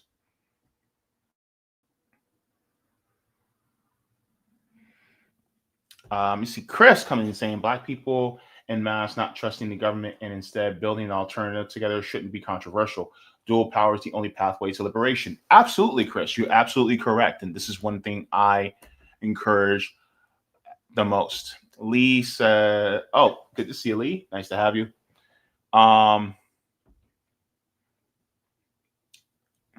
then Roger says, when Mr. Drummond found out about junk food vending machines at Arnold School on different strokes, Drummond changed to healthy food with the quickness. Arnold was not popular at the school.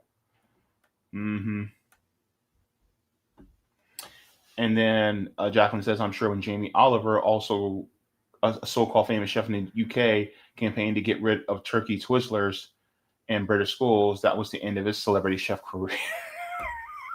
That was funny. All right, let's get into the final segment.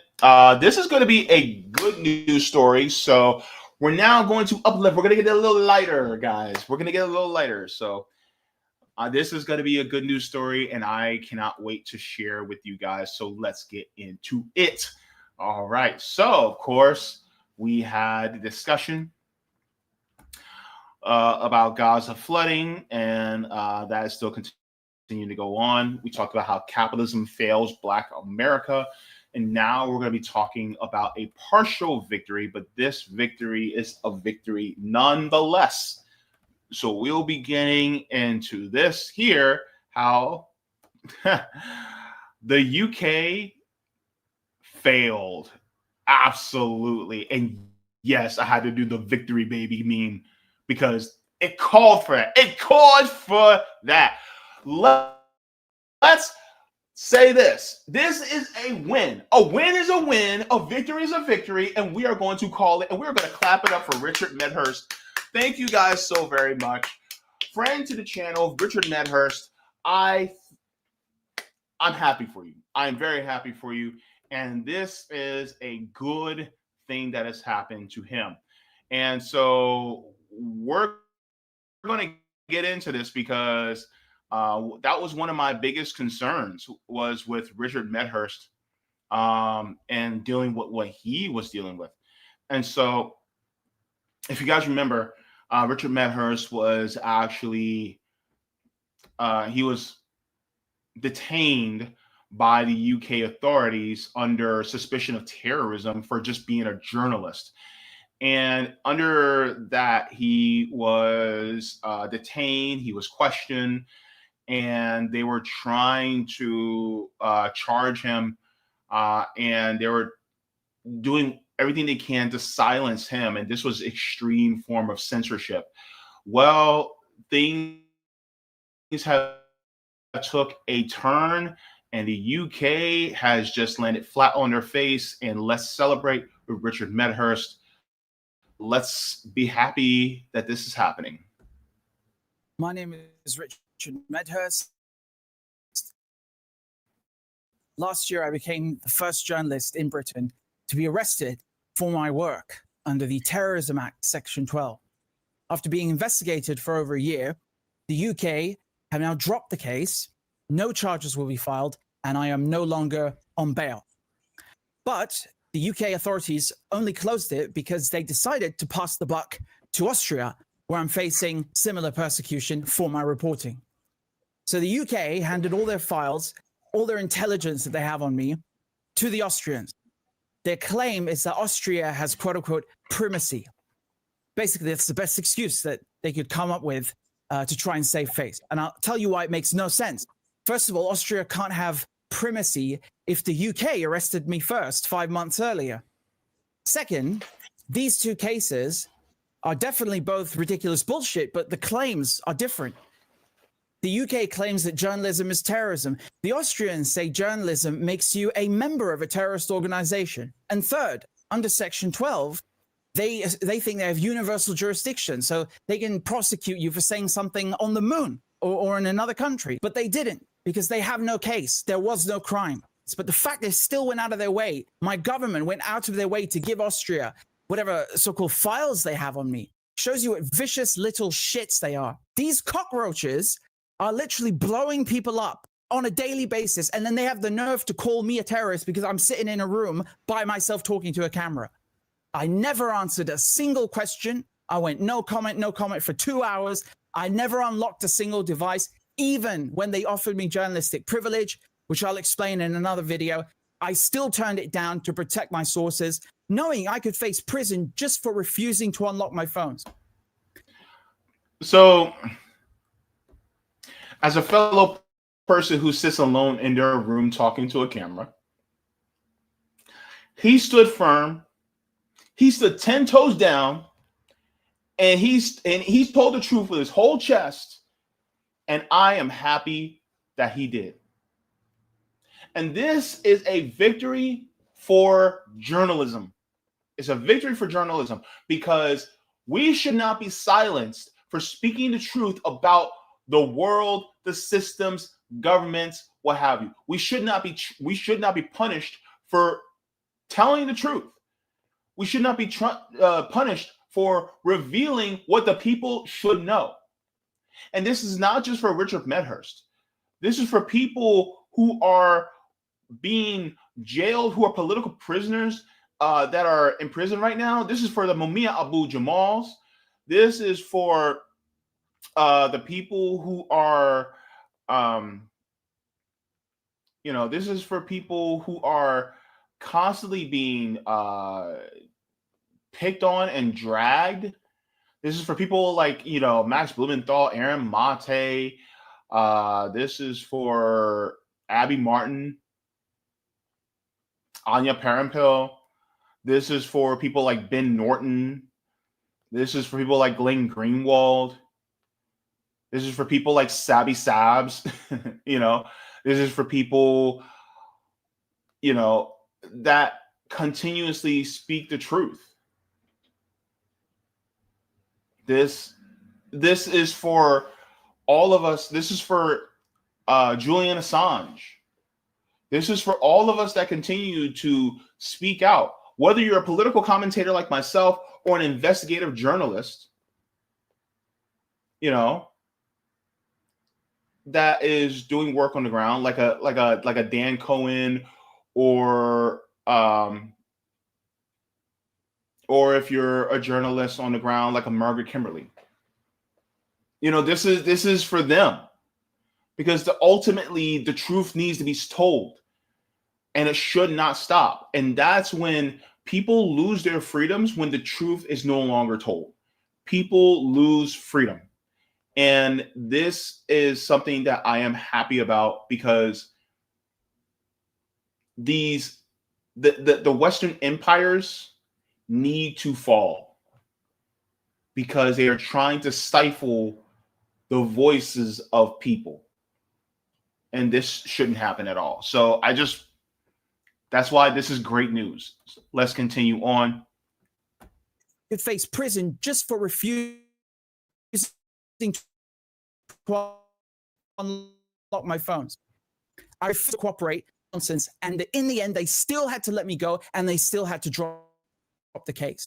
I believe the British authorities asked the Austrians to raid me and steal all of my devices precisely because they were unable to get into my graphene phone. Now that the UK has dropped the case, I really hope the Austrians will realize that they've been taken for a ride and sent on a wild goose chase with ridiculous accusations. The fact that this case has been allowed to drag on for almost a year and a half is a crime in and of itself. Keir Starmer's government still haven't addressed the fact that 2 weeks after my arrest, 2 weeks after Richard Barnard was indicted, the Israeli embassy was meeting with the Attorney General's office. Why does the Israeli embassy have access to the police force and the lawyers involved in my case and those of several other dissidents? Oh, snap. Oh.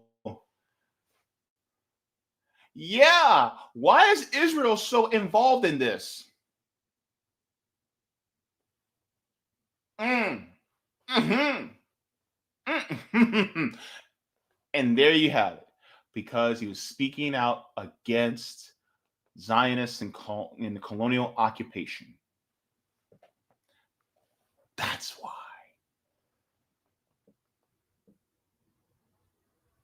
He was touching too many nerves. A hit dog will holler. And that's what Richard did. If it's a hit dog will holler, well, he threw a brick at that thing. And it went brrr, and exactly what they do, they snapped. But they couldn't find anything. They couldn't get anything out of Richard, because Richard didn't do anything wrong. And truth be told, he got in trouble because he did the right thing. That's why he got in trouble. Let's continue. This is an undeniable conflict of interest. I think that Israel leaned on the UK to go after me, then the UK leaned on Austria, or Israel leaned on both of them. However you slice it, and no matter how you look at it, it's political either way. So one case is dropped, but there's still another one against me in Austria, both of them claiming that journalism is terrorism. If we truly live in a liberal democracy, then it is the journalist's job to police the police. This is why we call journalism the fourth estate. It represents the fourth branch of government that holds the other three to account, that holds power centers accountable for their actions. It is not for them to police, to school, to impede my work. Nevertheless, this news that the UK has dropped the case is still a victory. It's a partial victory. And it's not just a victory for me. This is a victory for all of us, for our freedom of speech, for our free press, for our civil liberties. Thank you to all those who are still donating. It is so critical after they demonetized my channel and stole my equipment and now threatening me with prison. Every contribution counts. So, look, guys, put some applause in the chat for Richard Medhurst. Applause in the chat. Applause for him. I can't drop a beat like Sab because I ain't got it like that. I ain't as cool as my sister. But clap it up for her, man. I'm saying right now, because ultimately this has to be a win that we have to celebrate, right? You know, I just it's good. Just give me a yay. Absolutely, absolutely.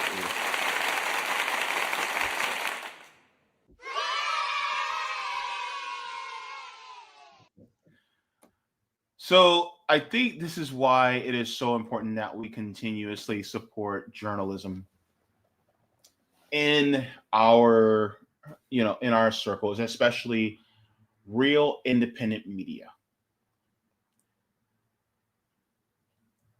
Do you guys know why I'm demonetized on this channel? Because on October 7th, that morning,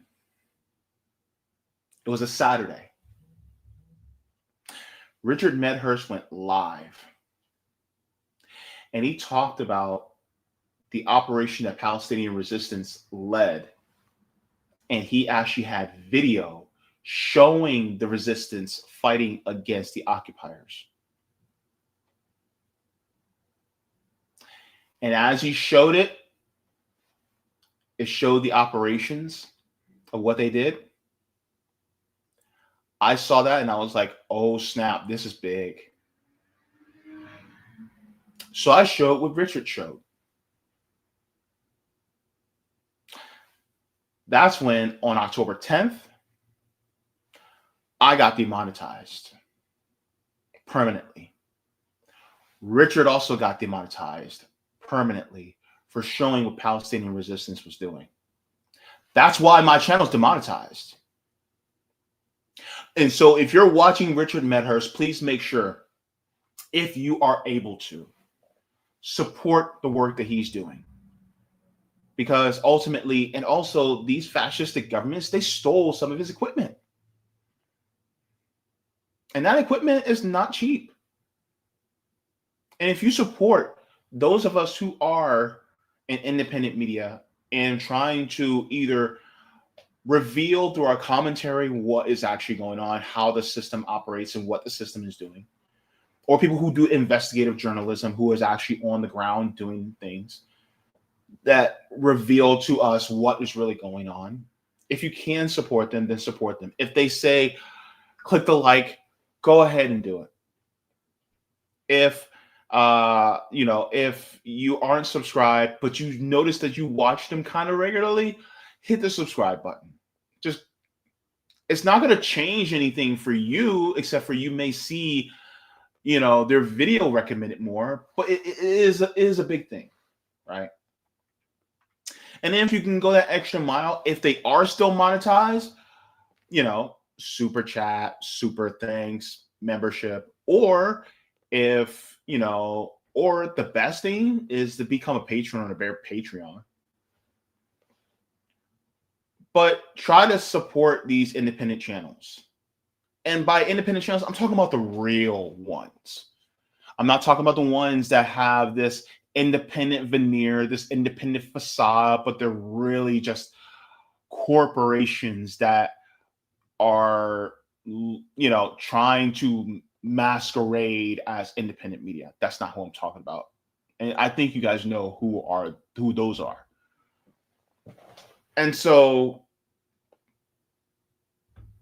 ultimately, it's not just viewing them, it's also sharing the information that they put out. If there's something that new that you learned that you didn't know before that increased your knowledge about a certain subject, share the knowledge. If you guys are on social media, I don't care if it's Facebook, Twitter, Instagram, it could be TikTok, whatever, share it. Share and let people know, hey, I learned this on this particular video. And then, help people to be able to see, because I love the phrase, each one teach one. And sometimes it may not be that you know all the information, but you can direct people into an area where somebody who knows, or to a resource that has that information. And so But this is why it is so important that we continue to support independent media, grassroots media, because ultimately it's the last bastion. It's the last front against these corporate totalitarian governments that are trying to keep us from having our real liberation. Congratulations to Richard Medhurst. I stand in solidarity with you. Keep up the fight. And I am wishing you massive success in this fight. And I can't wait to have you back on here to celebrate once again as we continue to talk about the issues involving our world. Love you, man. All right, guys, go ahead and give a like to the stream. We're going to be about to be on our way out. Thank you guys so very much. Let's get into, let me check to see if we have any Rumble rants. Looks like we're good on the Rumble side. That's good. And then let's check the kick side. I think we're good on kick. Yes, we are. Alrighty. Perfection. Let's get in. Alrighty. I'm happy for that guy. I am. I really am. He's been through a lot.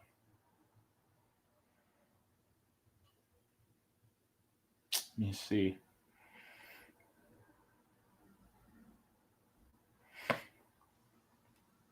Yeah, Lady Al says, yay, Richard. Yay, Richard. Absolutely.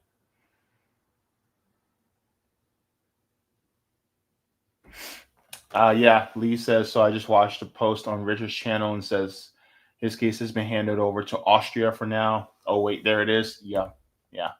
This is why I said it's a partial victory, but we're going to celebrate it. Yeah. Thomas says, proud of Richard. He is my go-to anti-imperialist resistance activist. Yeah. Great. Does great work. Definitely. Lee says this is because of his work on Gaza the last 2 years. Yep. He showed what many dared to show, and he got demonetized for it.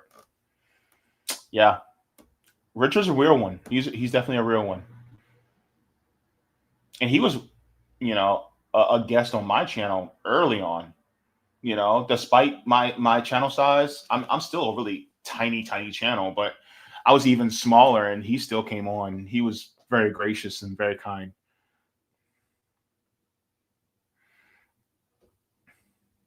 Yes, I got sound effects. Thank you so very much. Yeah. Oh yeah, the crab dance. Yeah, that's funny. Yeah. Edward says it's a win for all those journalists, podcasters who tell the truth. It makes you a free human being. Absolutely, yes. Jacqueline says since most of people's stuff is on social media or on the cloud, then the police have no real justification to confiscate, aka steal people's devices. Yeah. Oh, thank you so much, Lady Alex. Thank you, JB, for being here for all of us. You're very sweet. Thank you so very much. Thank you guys for being here and supporting me. Lee says Sabs is up later. See ya if you're there, guys. Okay, take care. All right, guys. Let's get on with the get on.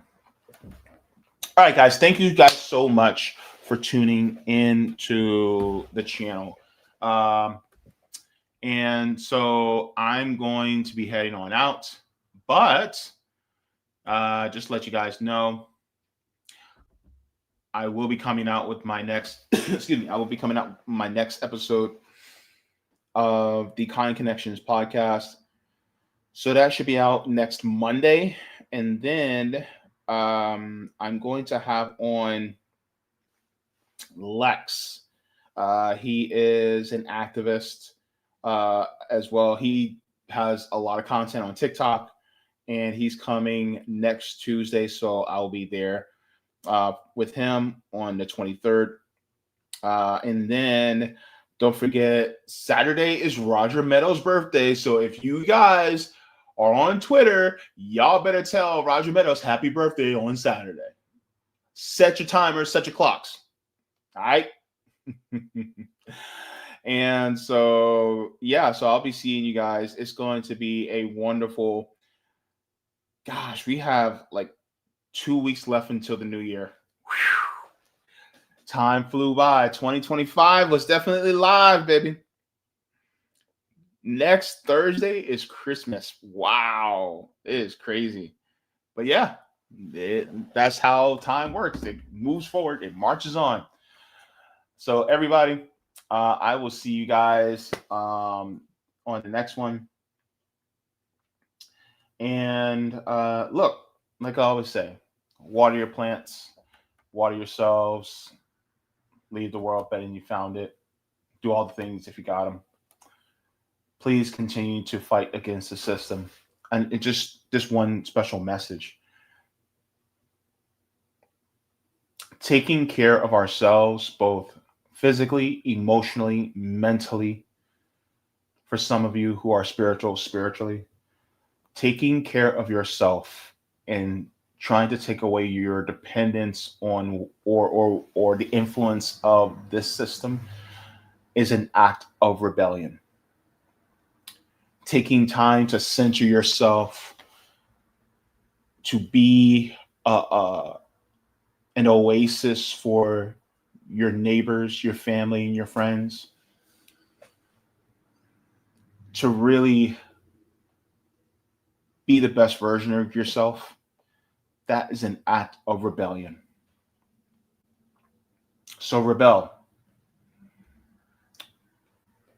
Rebel and be happy.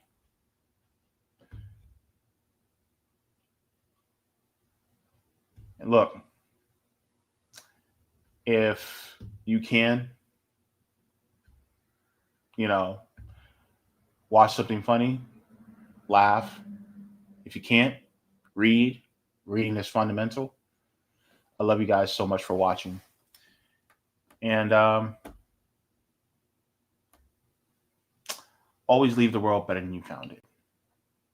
Keep that in mind. But leaving the world better than you found it starts with you. Meaning, you be kind to yourself and then extend that kindness outward. I love you for being you. Mwah. Forehead kisses. I'll see you guys in the next one. Take care. Thank you so much for watching, and I appreciate it from the top and bottom of my heart. If you'd like to see any more, you can